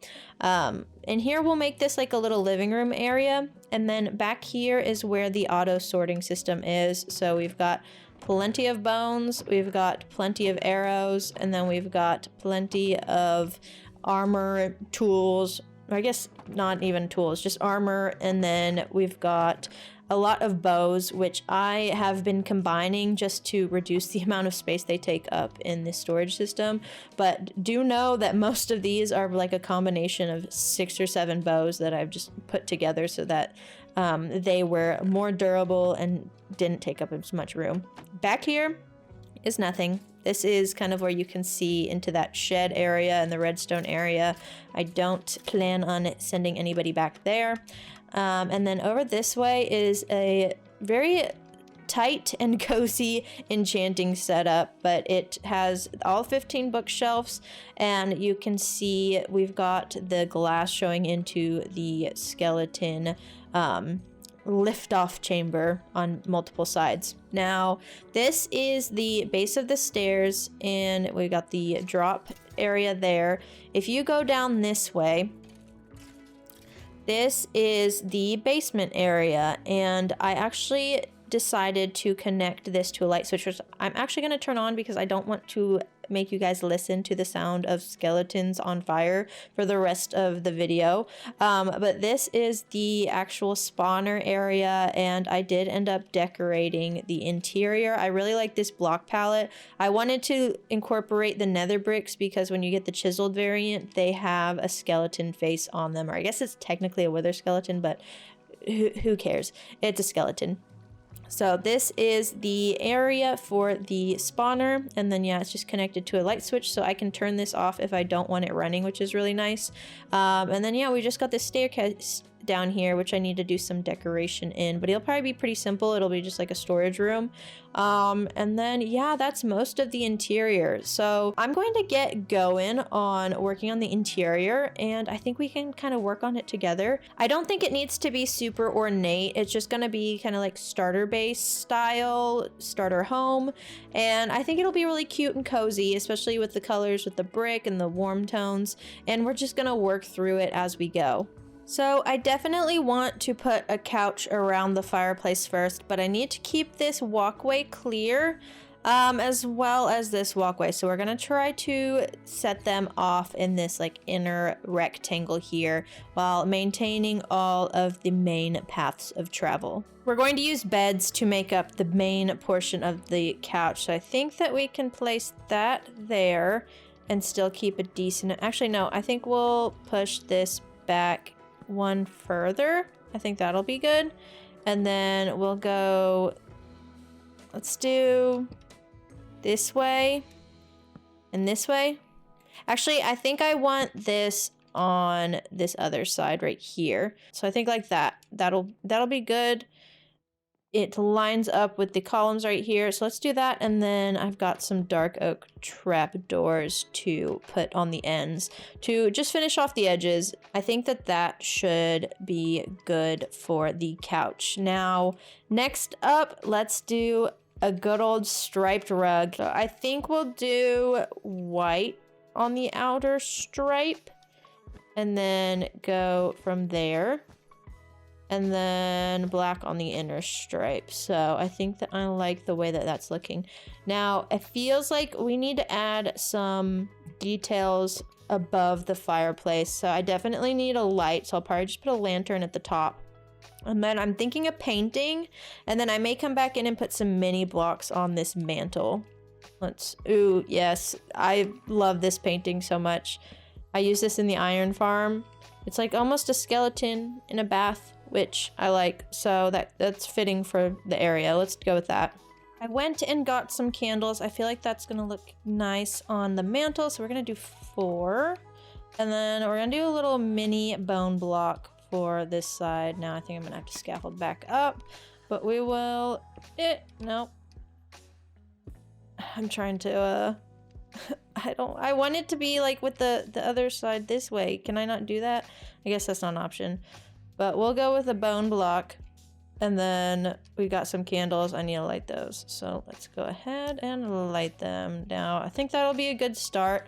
I would love to eventually have a skeleton skull there. That definitely looks quite plain from this angle. I wish you could see the circle of the bone block on this side.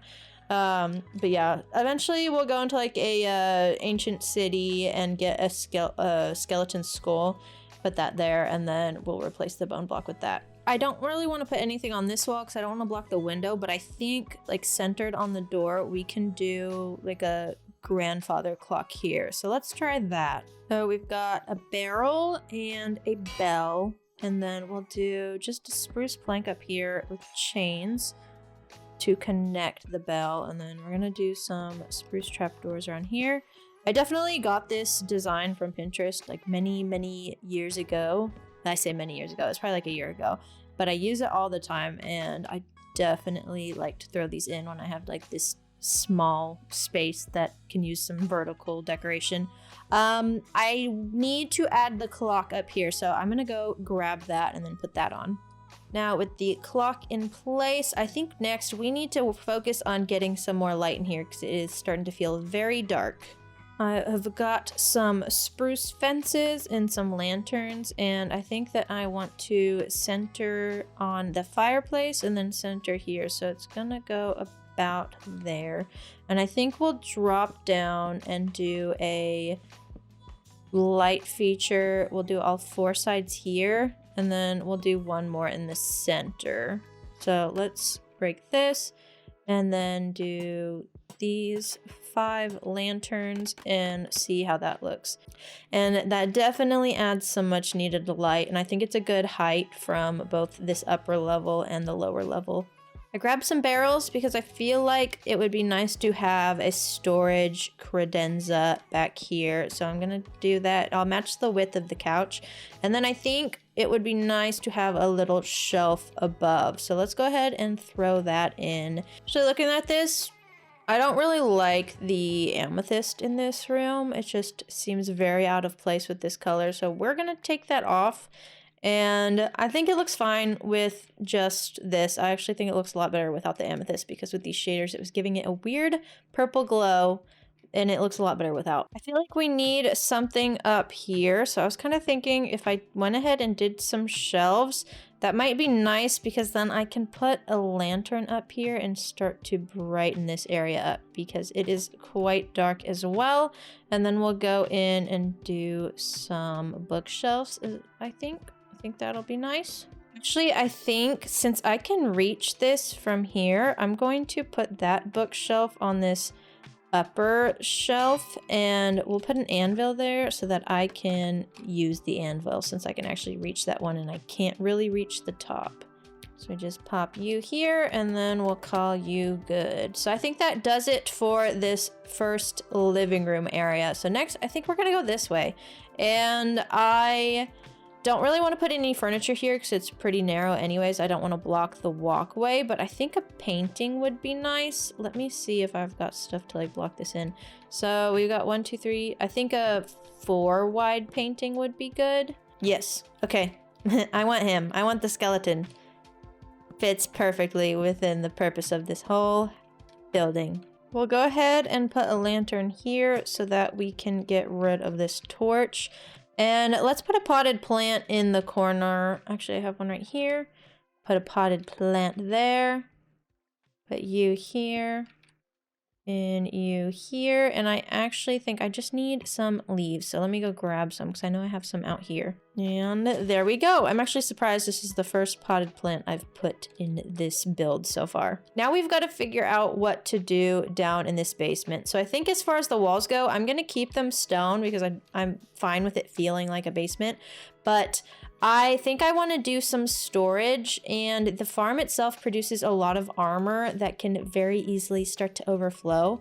So I think I'm just going to put a ton of barrels down here, And I don't think I'm going to do much decoration with it. I think I'm literally just going to put barrels and fill them up with armor so that I can get them out of the way up here.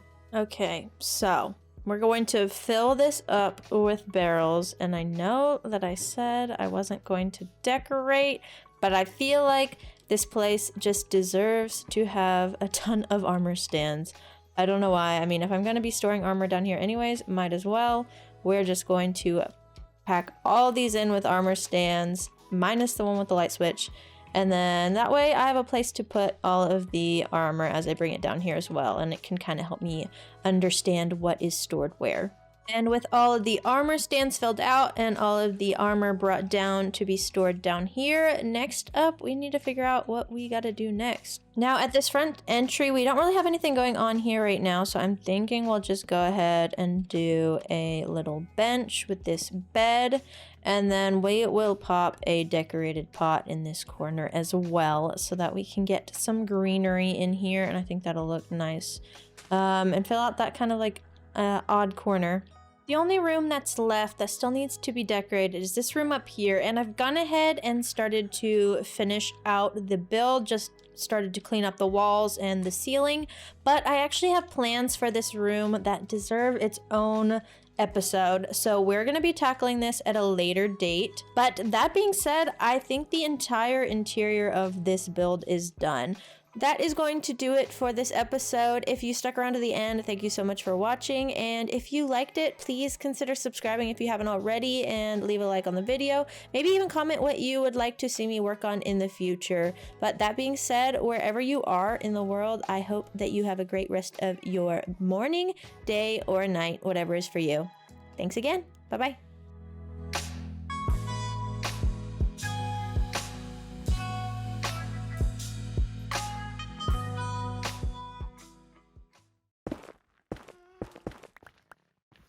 $30,784.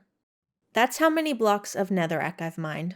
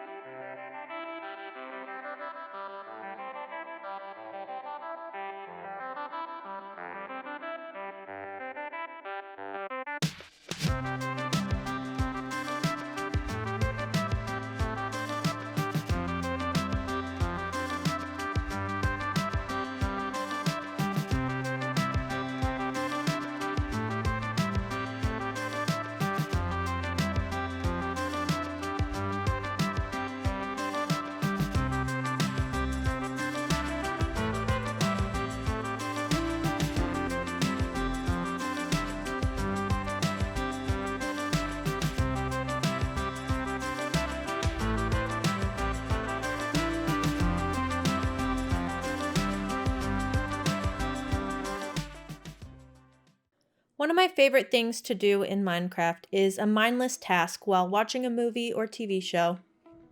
As of lately, that mindless task has been mining along chunk borders for ancient debris, so much that I was able to make 11 netherite ingots. I think it's about time that I finally upgrade my gear, but that would require a smithing template, and do you know where to get smithing templates? Bastions. And have I mentioned that I hate going into bastions before? Because I hate them. A lot. One wrong move and you have a bipedal pig charging at you with the strength of Monty from Five Nights at Freddy's Security Breach before the catwalk incident. But, alas, it is time to be brave. It's time to take on a bastion and show those piglins why I am worthy of their gold and smithing templates. We're gonna take you and put you here. It already counts. Of course I made a little hut to hide in that I'll never use again. Am I so nervous? There it is. I'll never know it's coming. Of course, I dug a tunnel through the bastion and opened up the chests from below. That doesn't make me any less brave. Okay, nobody can get in? We're good? After going through 2 bastions, I left with 2 netherite ingots and 2 smithing templates, and most importantly, I left without losing my life. I may not be educated on all the different bastion types and the gold locations, but I am smart enough to know that tunneling through the bastion and closing myself in was the only chance I stood at making it out alive. I think it's safe to say that those piglins never saw me coming. Like, actually, I don't think they realized that their gold was even going missing. But lucky for me, I got out with 2 more netherite ingots, making 13 total, and I got 2 smithing templates that I have duplicated, so I now have a total of 13 smithing templates. So I think it's finally time that on day 838, we are finally upgrading our gear from diamond to netherite.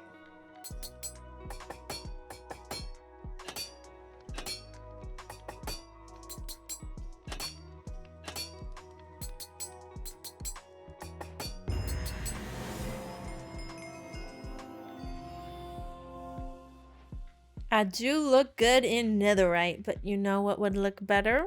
I don't know, maybe some amethyst armor trims? For now, I'm just using what I already have on hand. So we've got the coast trim on the helmet, leggings, and boots, and we're using snout on the chest plate.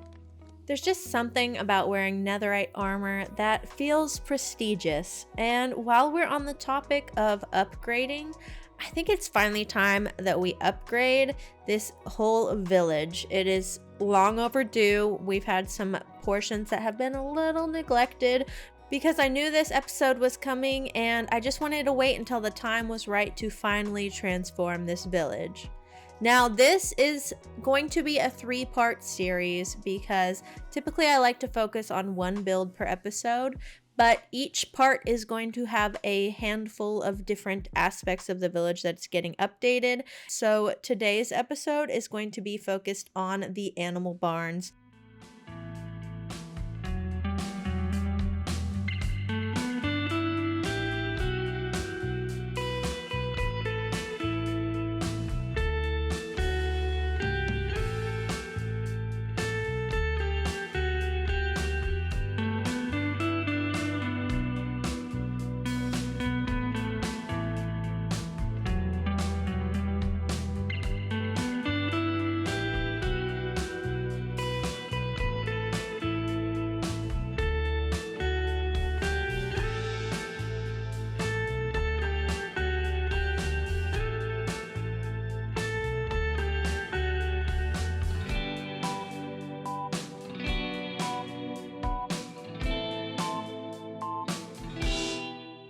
So we've got these structures for the animal farms in place, and all that's really left is just some detailing. So right now I'm going in and putting in the enclosures. So we're working with some fences to enclose these in, but you'll notice they're on top of a variety of leaves. So we've got mostly oak leaves in here and the occasional flowering azalea and mangrove roots.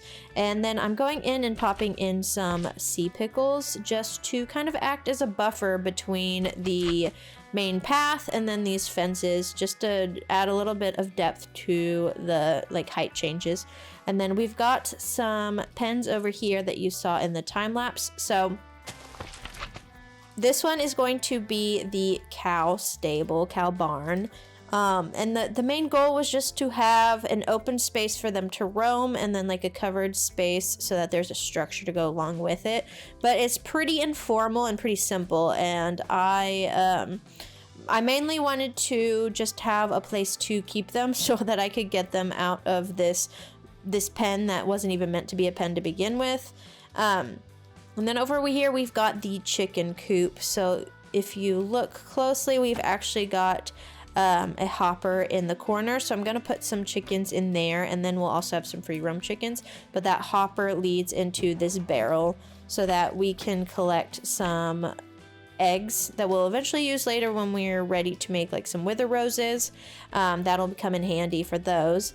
And then over here we're going to do the pig barn. So I need to come in and add some more details and tweak some of these little moments right here. I need to bring this column all the way down to the ground, and then I think we're gonna make this look pretty muddy. But we have some varying sizes. So right now the cows are the larger of the group. We've got a smaller group for the chicken coop, but since they're smaller, it's going to be pretty proportional, but then the pigs are going to be even smaller because I need fewer pigs than anything else. I definitely don't really rely on pigs for like a food source. I rely on cows for leather. Chickens will be nice to have the eggs. Pigs are just more for show. And then down here, this is going to be the sheep coop. So I need to go in and finish adding the fencing up here so that we've got an enclosure. And then we've got the barn itself. So we're going to go ahead and start moving in all of these animals. And then we'll check back in to show like the interior of the sheep barn. And I do want to make note of the fact that I used the same design for the cow barn and then the pig barn, and I think the main goal here was just to kind of have some cohesive moments to tie each other into the other. But then I decided to vary it up with the chicken coop and the sheep barn. So these are just kind of like when you look at a distance, it helps tie in the different block palettes together. And then it also ties it in with some of these other builds. Like we've got the tough brick roof over here. And then of course, plenty of oak throughout. So those ones stayed with the same block palette, same layout, pretty simple. But with them being in like a different formation as far as how the enclosures go, it adds some variety in that sense. So let's go ahead and get some animals moved in, and then we'll check back in and we'll give you a little tour of the interior of the sheep barn, which will soon be an automatic wool farm as well. So let's get going on the animal moving.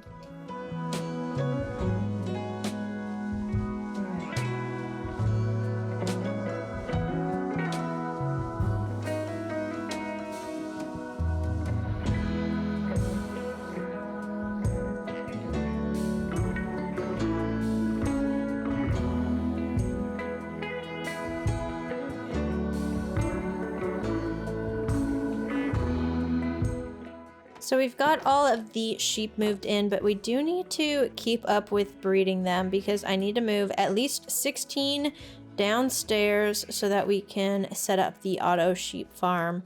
So I've just been coming in. I think I started out with like 3 or 4 of these guys, and we are just trying to keep them breeding.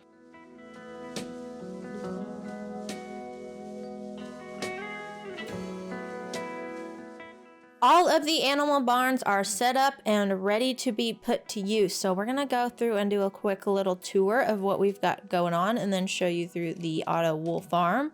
But real quick, I need to put that there, and I think there's probably a couple others I should go and put in later, but I will do that here shortly.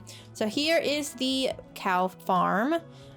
We just relocated most of the ones that were down there. There wasn't too much breeding that had to be done, and honestly, I feel like this is probably, yes, that's a word. Probably a little too many cows for this area, so we may be cutting down on those numbers here shortly.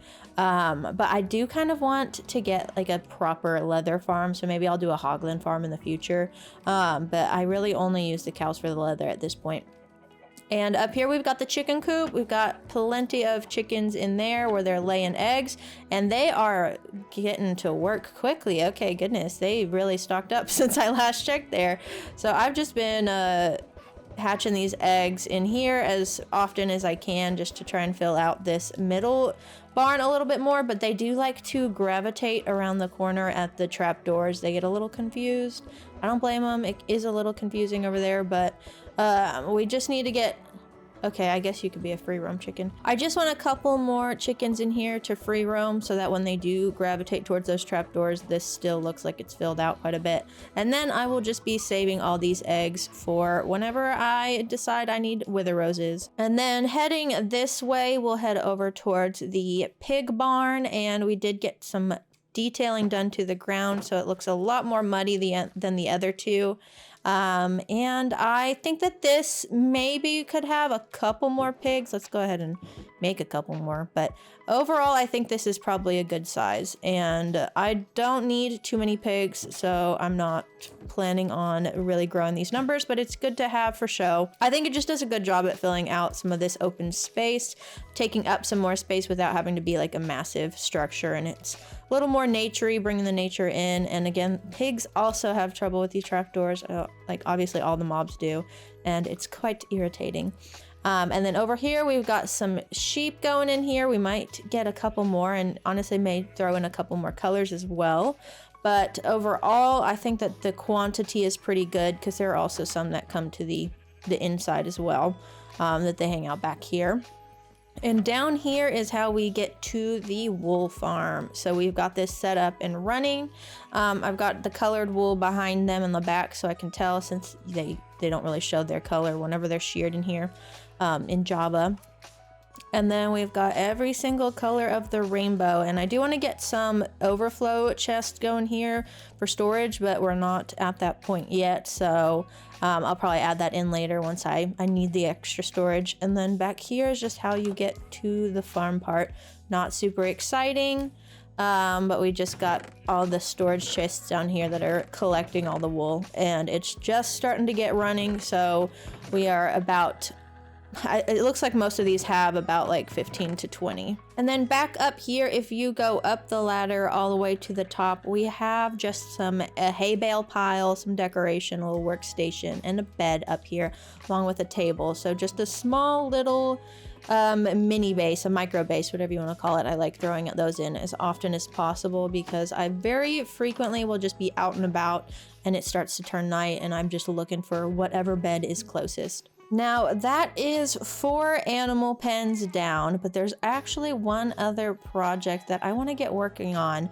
I wasn't really planning on doing this, but it just kind of timed out and I ended up doing most of it on stream. So I wanted to share with you what we've got going on and what the plan is. In the last episode, we made this skeleton spawner farm that is disguised as a cabin at the base of this Cherry Grove mountain. And I'm really happy with how this turned out, but there is something else that I have worked on since then that hasn't made it in a video yet. We worked on it a little bit on stream, and then I worked mostly off camera to finish it up. But it's right down here. We've got a water elevator going in. And it's actually a double cave spider farm. So we've got this light switch up here so that we can get those cave spiders flowing in. And then there's another one right up here. This is within a mine shaft, so the placement just ended up being really lucky. But these guys will collect here, and then we've got some that collect down here, and then they're both connected to an auto sorting system that flows into these chests. So we've got plenty of string and spider eyes to go around, along with a handful of cave spider heads, and then just a simple enchanting setup. But other than that, this place is pretty minimal. I didn't really want to do too much in here because I didn't really plan on making it a part of the video, but it turned out a little better than I expected. I like the dual level, and then I ended up making this hallway down here that leads into a geode so that I can get amethyst, what are these called? The clusters and then the shards a lot easier. So we've got this going on, and maybe at some point I'll come in and make this a little prettier so it's not just some stone and dirt that's surrounding it.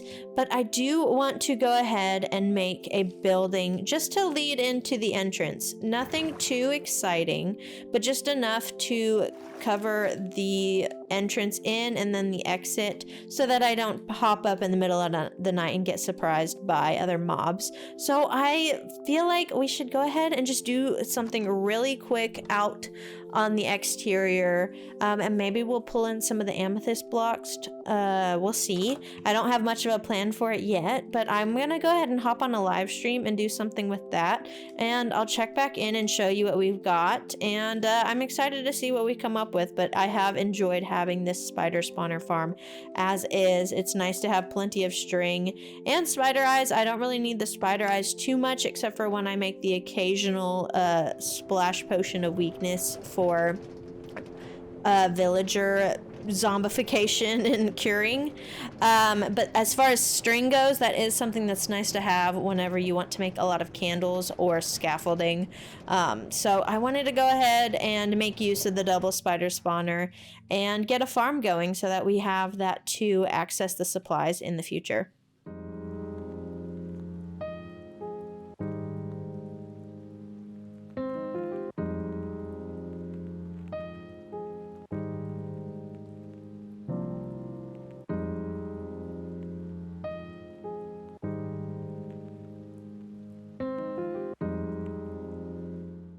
We got a structure in place to now act as the entrance to the cave spider spawner farm, and I really like how it turned out. I was in between ideas on what to build. Part of me was considering doing almost like a tower with an amethyst roof, but it just seemed like it would be very out of place because there's not a lot going on in this area, and I don't have plans to build out this way either.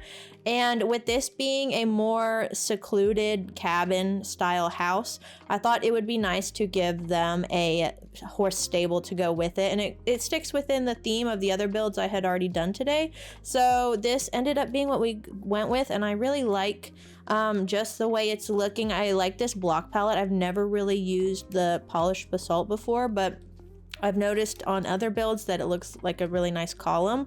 So we did that, and we've got some water, a water trough over here, and then just little decorative blocks here and there to help fill in some of these like blank walls that didn't really need much going on over them. So we just wanted to do something to give it a little bit more interest to the wall.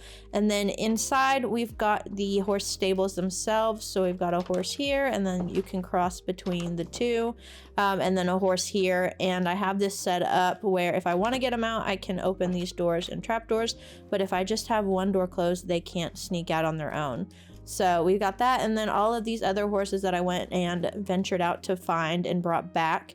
And I wanted to get one of about each color. I think the only one I'm really missing is a white horse, but I do have the gray. I've got light browns and dark browns, and then black.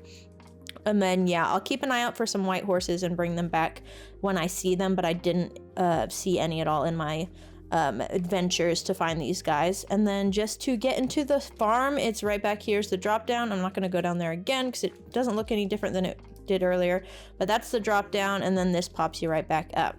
And that is all I've got for you guys today. I really hope you enjoyed the builds. It's nice to get the kind of structures back in. I've actually never really done proper structures for all of these animals before. So this was new, but I like how they filled out the space. I typically try to do things that are like all a structure and very little landscaping like built in as like taking up a majority of the whole space. So this is a little different, and I really like the process, and I'll probably be incorporating a lot more of these in the future. Thanks for your patience on this video. It's a little delayed than I would have liked it to be, but with the holidays and everything, I didn't get as much time to spend on it daily as I typically would. But that being said, Happy New Year, and I hope you guys had a happy and safe New Year's and Christmas if you celebrate, and I'm really excited for what's to come in this year. So if you guys want to like and subscribe and join in on the fun, you can tune in and watch live on twitch.tv/madsbeef, and aside from that, you'll have a great rest of your morning, day, or night, and I'll see you next time. Bye-bye.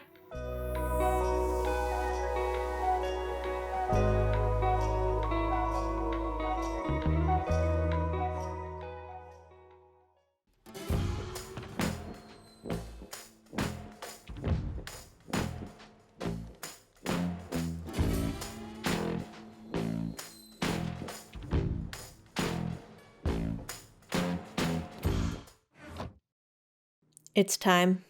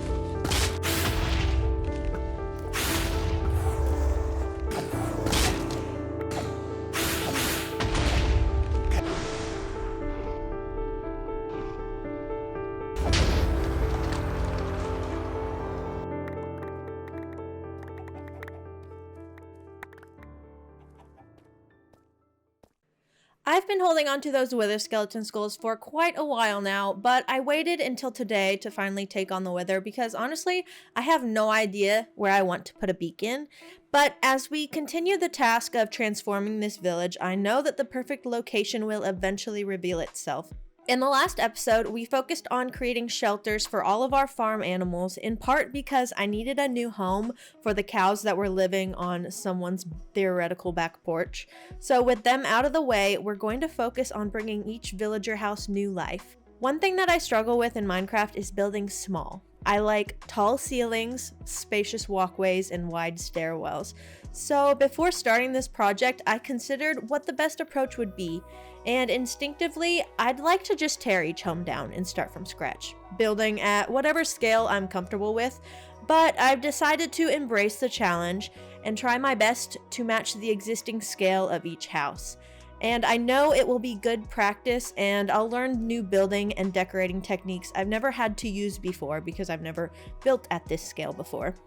The first house we'll be starting with is this one right off the main path near the water. Now we are going in with a raised tough brick foundation, and the house was originally 5 blocks wide by 5 blocks deep, but I found that the minimum I really like to work with is 5 by 7. So we are making this 2 blocks deeper, but that just helps get a more functional interior and a better roof shape as a whole. The original block palette included oak, so we will be keeping the oak, but just stripping it to tie it in with the train station and the villager breeder. And the original build also had the door going out to the back towards the water, which I thought was weird, so we were moving the door back to the front. To break up the front elevation, we are adding an awning over the entry door using walls, fences, and campfires. We are using tough bricks to outline the roof, and then on the innermost portion we are using cut copper. Both of these materials were chosen to again tie in with the train station and the villager breeder that is pretty close by. As I add in these last details, I do want to mention that all of these houses will have completed interiors, so stick around for the end tour to see them in their full glory. Next, we will be making our way up the stairs to work on the white terracotta house at the top of the hill. We're varying up the entry on this one by creating a side entrance with a covered porch, and then as far as the foundation goes, we are also increasing this one from 5 by 5 to 5 by 7, but in this case we're actually bringing it forward because of that cliff edge at the back. But we have plenty of room to work with, so it's really not a problem. And then for the block palette, we are keeping that white terracotta, but we're sprinkling in some cherry planks to add a little bit of texture. And we're using jungle wood just to introduce a block that's a little bit darker than the white terracotta and the cherry. For the roof, we're using a combination of polished tuff and tough bricks just to tie it in with its next door neighbor along with the other builds mentioned earlier in the area. Next, we are moving down the hill to take on this house that's a little bit larger than the last two. For the foundation, we are using cobbled deep slate, but on the interior, we are keeping some of the oak design that was previously there, and the previous house was actually 6 wide by 5 deep, and we are bumping it to 6 deep, so just a little bit more, and then we have a little bump out on the front for the entryway that just adds a little bit of variety to the roof that you'll see later. For the walls, we are using a combination of stripped pale oak logs and then pale oak planks, and then we are going in later, which you won't see it now, but we're going to add lichen to add a little bit of texture to the walls, just so it doesn't look so flat from a distance, because the white really does blend together if you're not careful. We are starting to introduce some brick into the roof just to outline it, because it helps balance out the darkness of the deep slate as well as the brightness of the pale oak. And then on the inner portion of the roof we have more cobbled deep slate. Across from the pale oak house is the next house we will be upgrading. And because of the existing pathways within this village, we're actually going to be moving this one back and into the water a little bit, but we will build some land underneath it for support, of course.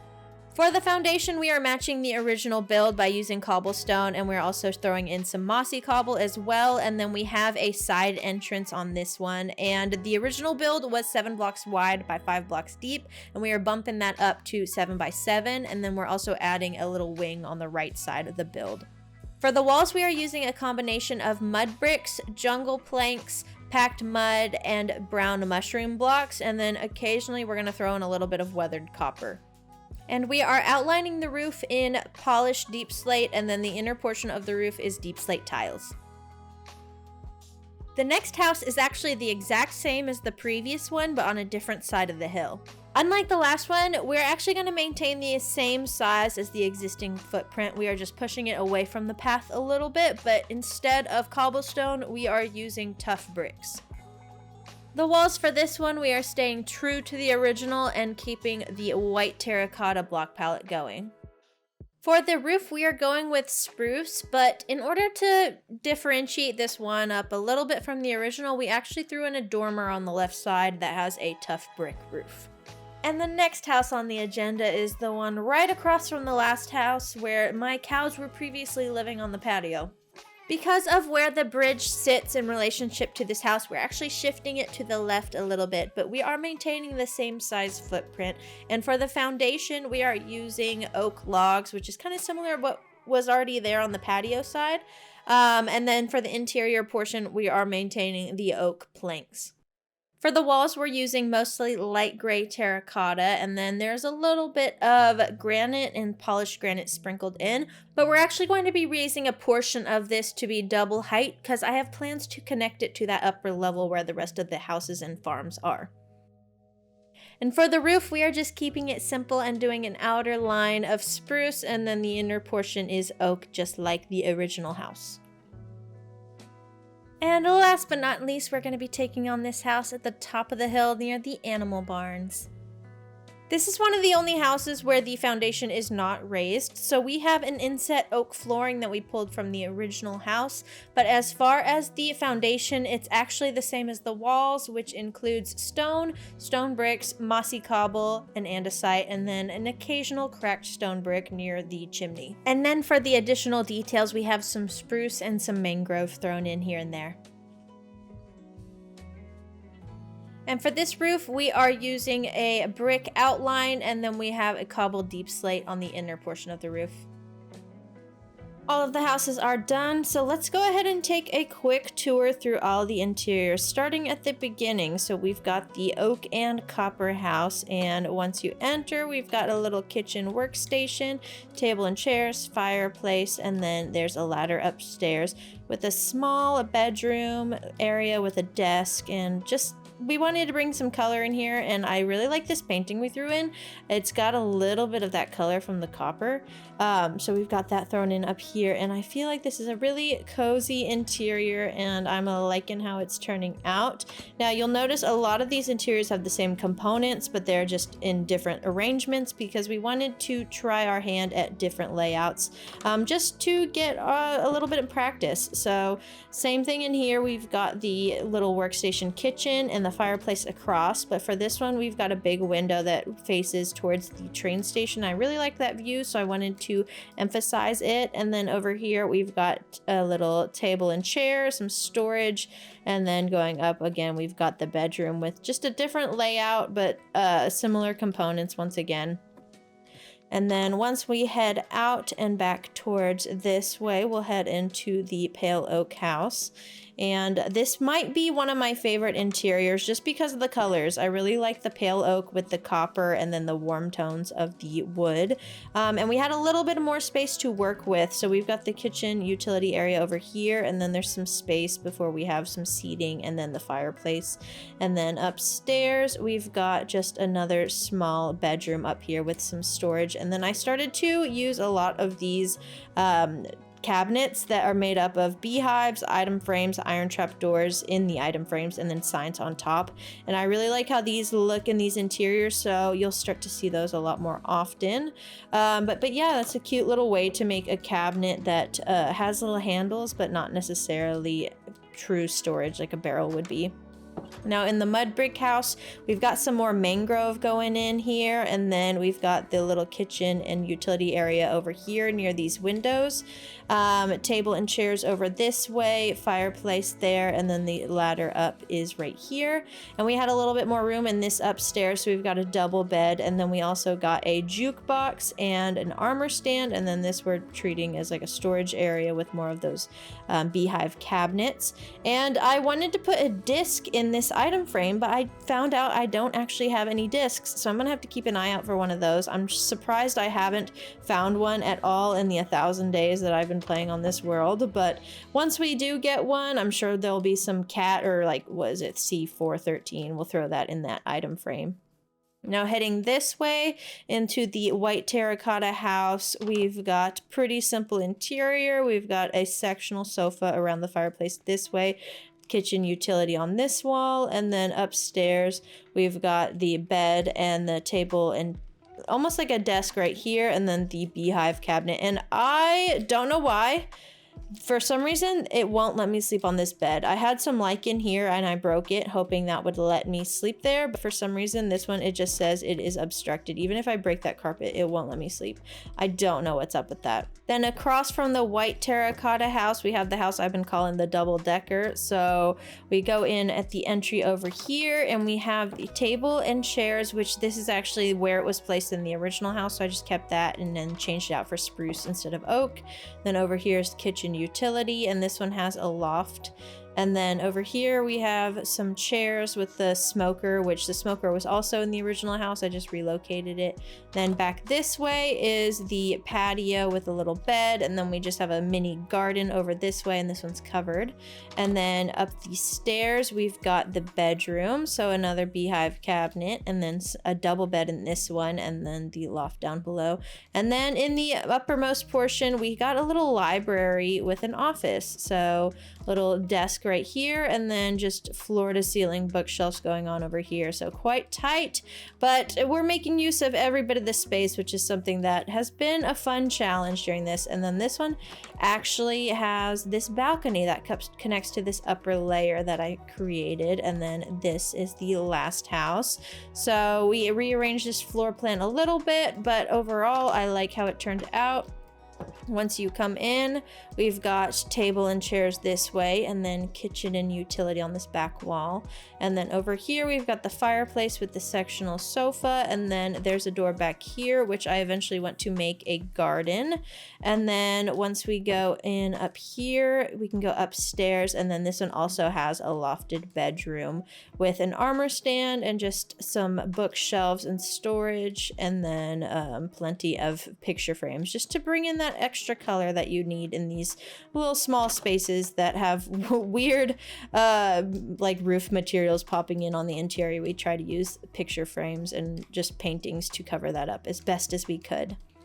That is going to do it for this episode. I had so much fun making these little houses. It was a nice little challenge, and I feel like I learned a lot about building interiors and exteriors whenever they have these small components that I have to work with, and I'm excited to see how that reflects in the builds in the future. But I will say, if you've noticed that there are some moments that need a little bit of attention to help connect between build to build, I am completely aware, and we are going to be tackling that here shortly. I have big plans for this village, and there's a lot of things that I want to get added here.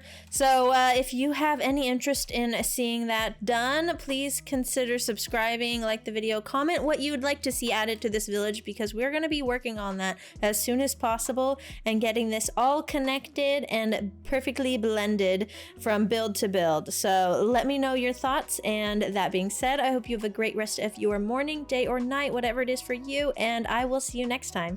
Bye-bye.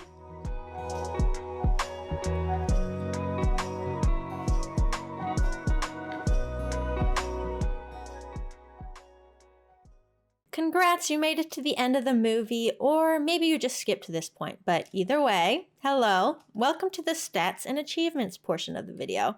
Now, to preface, I just want to say that this is not a hardcore world, obviously, but we have been playing on hard difficulty since the world began, and it has not been switched away from hard at all. So I just want to keep that in mind while we are going through these stats and achievements. But I'm pretty happy with how it's turned out, and I'm proud of how far we've come in the last 1,000 days. First off, for the advancements, I call them achievements, but advancements, we've got the vanilla tweaks and all of those in. I actually don't really pay too much attention to advancements, so this is a good learning moment for me as well. So we've got Bring Home the Beacon and Beaconator. We'll get those taken care of soon. A Furious Cocktail, I've never gotten that one before, so maybe that will be a goal in the future that we can work towards. Use a compass on a lodestone. I think we're going to be doing that soon enough, considering that they're going to make it a lot cheaper to craft lodestone soon. Rescue a ghast from the Nether and bring it into the overworld. Never gotten that one before. That would be a fun one to do though. Oh, shiny. I definitely have gotten that one. I don't know why that one hasn't locked in, but we may have to do that one in soon enough just to make sure it's in there, because I've definitely done it. This boat has legs and feels like home. I have never ridden on a strider ever in Minecraft, so we're definitely going to have to get that one taken care of soon. Now for adventure, we got Sneak 100. I'm surprised I don't have one. I've definitely been near the Deep Dark, but I haven't gotten into the Deep Dark, and that's something I want to do soon enough. Caves and Cliffs, I don't think I've ever gotten this advancement before, but we'll have to make that a priority. Crafters, Crafting Crafters. I've heard this one. I forget it even exists. Smithing with Style. Apply these smithing templates at least once. Okay, that's a lot of smithing templates that I would have to probably just use once and then never use again. I don't have most of those. I do have Snout. That's the only one that's counted towards this 1 out of 8 though. Star Trader, that one's going to be a tricky one, but I think we can get that in the future. Careful Restoration. I don't think I've ever made a decorated pot with the sherds. I always just make them with clay. I don't tend to go for the decorated pots. I like the actual just simple ones. Protect a villager from an undesired shock without starting fire. I thought I got this one at one point. I definitely didn't protect a villager, but I have placed lightning rods and redirected the lightning because of it. Isn't it cute? I haven't gotten any armadillos yet in this world. I actually just started seeing them recently. Honestly, kind of forgot about the armor that they produce, so that should be a really quick one to get. Is it a bird? I don't think I've ever crafted a spyglass in Minecraft before, so those, we may have to do those because those are going to be really easy. Power of Books. I've never used power, like a chiseled bookshelf for redstone purposes. Who's the pillager now? I don't ever use crossbows either, as you can see. I don't even have old Betsy. 2 birds, 1 arrow. I've seen people do this one. It looks kind of tricky, but I think that would be a fun one to try out. Bullseye, sniper duel, and it spreads. I don't think I've definitely never gotten this one before, and I think that one would be tricky, but it'd be fun to work out. Maybe someday we'll get on a live stream and try to get some of these advancements all taken care of, because I think that'd be fun. A throwaway joke. I do have a trident, but I have not used it yet, so that one we'll be getting that one soon. Strike a villager with lightning. I didn't realize this is an advancement. That's kind of concerning. That's definitely not my instinct when it's lightning and I have a trident. I definitely don't go for the villager, so I'm surprised to even know that that one exists. Kill 1 of every hostile monster. 21 out of 37. That's not too bad. I wonder if this includes the warden, because that could be tricky. We may have to get a mace for that. Post-mortal, I don't even have a totem in this world. Maybe we'll get those eventually, but I haven't used one up until this point. Make the meadows come alive with the sound of music from a jukebox. Okay.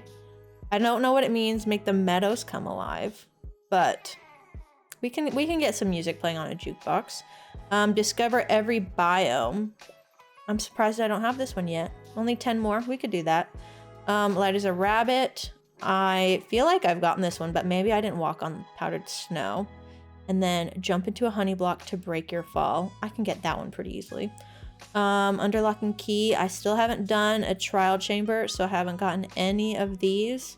But we will be going to a trial chamber in the future for sure. That's definitely on the to-do list. Now, let's see. Catch a fish without a fishing rod. I'm surprised I haven't gotten that one yet. I've gotten the axolotl, but not fish. Team up with an axolotl and win a fight. We can do that. I typically am very protective of my axolotls once I get them, and I don't let them loose in unsafe bodies of water. So Maybe we'll breed a couple of them and then put one of the babies in there. Fully repaired damaged wolf armor using armadillo scoots. Gonna have to do that. Tame all cat variants. I haven't even gotten a single cat in this world, which is very, very surprising. It's usually one of the first animals that I get as a pet. Remove wolf armor from a wolf using shears. I can do that pretty easily. Tame one of each wolf variant. This is on my to-do list. We will definitely be doing that. It didn't even count the one. I think this advancement got added after I upgraded the world. That must be why, because I do have one wolf, but it's the OG from before we updated. Eat everything that is edible. I definitely stick to mostly golden carrots and beef. So yeah, we need to balance our diet a little more in the future. Now, 2x2, breed all the animals. I've only bred 8. I'm surprised. We're gonna have to up our game on that one. Get in a boat and float with a goat. Okay, that's interesting. A lot of these advancements, I didn't actually realize they existed because I've never really paid much attention to this tab. Catch a tadpole in a bucket. We'll definitely be doing that when we're ready to start getting a frog light farm going. Get each frog variant on a lead. Same thing. Once we get a frog light farm, we will definitely knock those 2 out. And then let's go. What do we got here? We've got everything except for I Spy in the end, which, not to foreshadow too much, but I think those will be coming here soon. And I'm very excited to get those going. So that's the advancements. Let's go through our stats. First off, I'm just gonna do a little scroll through so that if there's anything you wanna see specifically, you can pause and see what you wanna see. But this is the general tab. We'll go through this one first.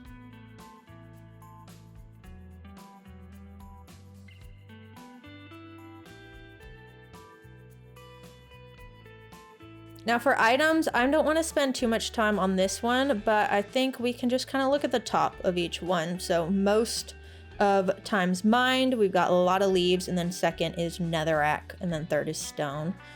Times broken, we've got the hoe the most, which makes sense because a lot of the times I just would make the iron ones until they break. Times crafted, sticks wins the entire thing. And then times used, we've got the diamond pick first. We're coming in with the netherite now. Those are going to be adding those numbers up soon. So that one will be hopefully at the top by the next 1,000 days. And then picked up, we've got the most netherrack. Second is stone, and third's wheat seeds. And then most dropped is netherrack, and then wheat seeds and bread. I guess that's from the villager breeding. Now, as far as mobs go, I'm going to just do a quick scroll through this one as well, and then we'll go back to some of those earlier ones in general and kind of look at some of the ones that deserve some attention. Okay, so general. I think the first thing that I want to look at is damage blocked by shield, 651 versus damage taken, 3,700. I am so bad at using my shield. I maybe use it for the first couple of Minecraft days until I get armor that's a little stronger. But once I have strong armor, I could be holding a shield and not even be using it. That adds up. I feel like that's probably low, but I may be wrong. But I always forget to use a shield. Run away and flee is my preferred tactic. Now, let's see. We've got distance sprinted, 554. Kilometers is what we're looking at. Distance fallen, only 30 kilometers, not bad. Distance flown, I don't understand what this means. 281. I don't know why we're flying or how it's counting that. That makes no sense to me. Let's see. Distance walked, 473. Also, distance walked on water. I don't know how we got that because we don't have Frostwalker, but maybe when we were in the snowy biome that counted. Distance by boat, 57. Distance by elytra, 0. So I don't get why it says I flew. I may be just confused. Distance by horse, 31. And distance by minecart, 34. This 34 is probably me going back and forth between the skeleton farm and my house all the time. Ender chests open, 679. I use my ender chest all the time. Let's see. We've got a couple down here that I wanted to look at. Items enchanted 40. I'm surprised it's not more. Jumps 152,000, almost 153. Mob kills 4,900, almost 5,000. Plants potted 88. I'm surprised that is not higher. No raids triggered, no player kills. Oh, number of deaths 0. We still got a clean record for now. I'm sure that's gonna change. Sneak time 5.16 hours. It's kind of surprising. This I don't get. So time since last death 9.47, time played 9.47. That makes sense. Time with world open 11.23. Does that include like me just sitting in the pause menu? Because if so, that makes sense. But I don't fully understand that one. Traded with villagers 7,300. That adds up. And then let's go to mobs. We've got one cat that we killed, that black cat when we first went exploring back in episode 3. I still never forget about it. That would have been my first cat tamed, but no, we lost it so sadly. Cave spiders, almost 1,600. And honestly, I haven't spent that much time in the spider spawner farm, so I'm surprised it's even that high. But that's a pretty solid number, I think. Let's see, creaking. I've killed 8 since the update, which wasn't long ago. Only 55 creepers though, which is sad. I need more of those. 102 ghasts. All the times they shoot at me in the nether. It's so annoying, but that makes a lot of sense. I've killed 1 horse. It did make it in a video, but I can at least say that it's only been 1. Let's see. Phantoms 9. Surprised it's not higher considering I have a decent amount of phantom membrane. Now pillagers 41. They love to come visit and I always take them out now that you can't get bad omen immediately. Before that I never would touch a pillager whenever like you had to worry about raids, but now that it turns into a potion I definitely will take them anytime I see them. Skeleton 1652. I think that's only a little bit less than the cave spiders, which is surprising because I've definitely spent more time at the skeleton farm than I have at the cave spider farm. Spiders 48. Trader llama. I've killed 15 trader llamas. Most of that is because I want their head for decorating. Same with the wandering traders. 7. Okay. It looks like there was 1 additional llama. Every wandering trader has 2. So if I did it every time, there would be 14 llamas. There's 1 bonus llama somewhere. And I like how it's different from like a regular llama. It's specifically a trader llama. I've killed 1 wither. We did that on a stream. And then I've killed 55 wither skeletons, which honestly, 3 skeleton skulls for 55 wither skeletons, I feel like is pretty solid numbers. And then zombies 199, zombified piglin 1. I don't remember when I did that. I'm usually pretty like cautious around zombified piglins, so I'm surprised there was even 1. And that wraps up this long movie. Thank you all for watching. I really hope you enjoyed it, and feel free to check out the other videos if you want to see links to any of the farms or anything. They will be linked in the specific video for each episode. But I'm not gonna keep you any longer. I know you guys probably are super busy, have plenty to do, and if you made it to the end, thank you so much. It seriously helps out a lot. So y'all have a good rest of your morning, day, or night, and I will see you in the next episode. Bye-bye.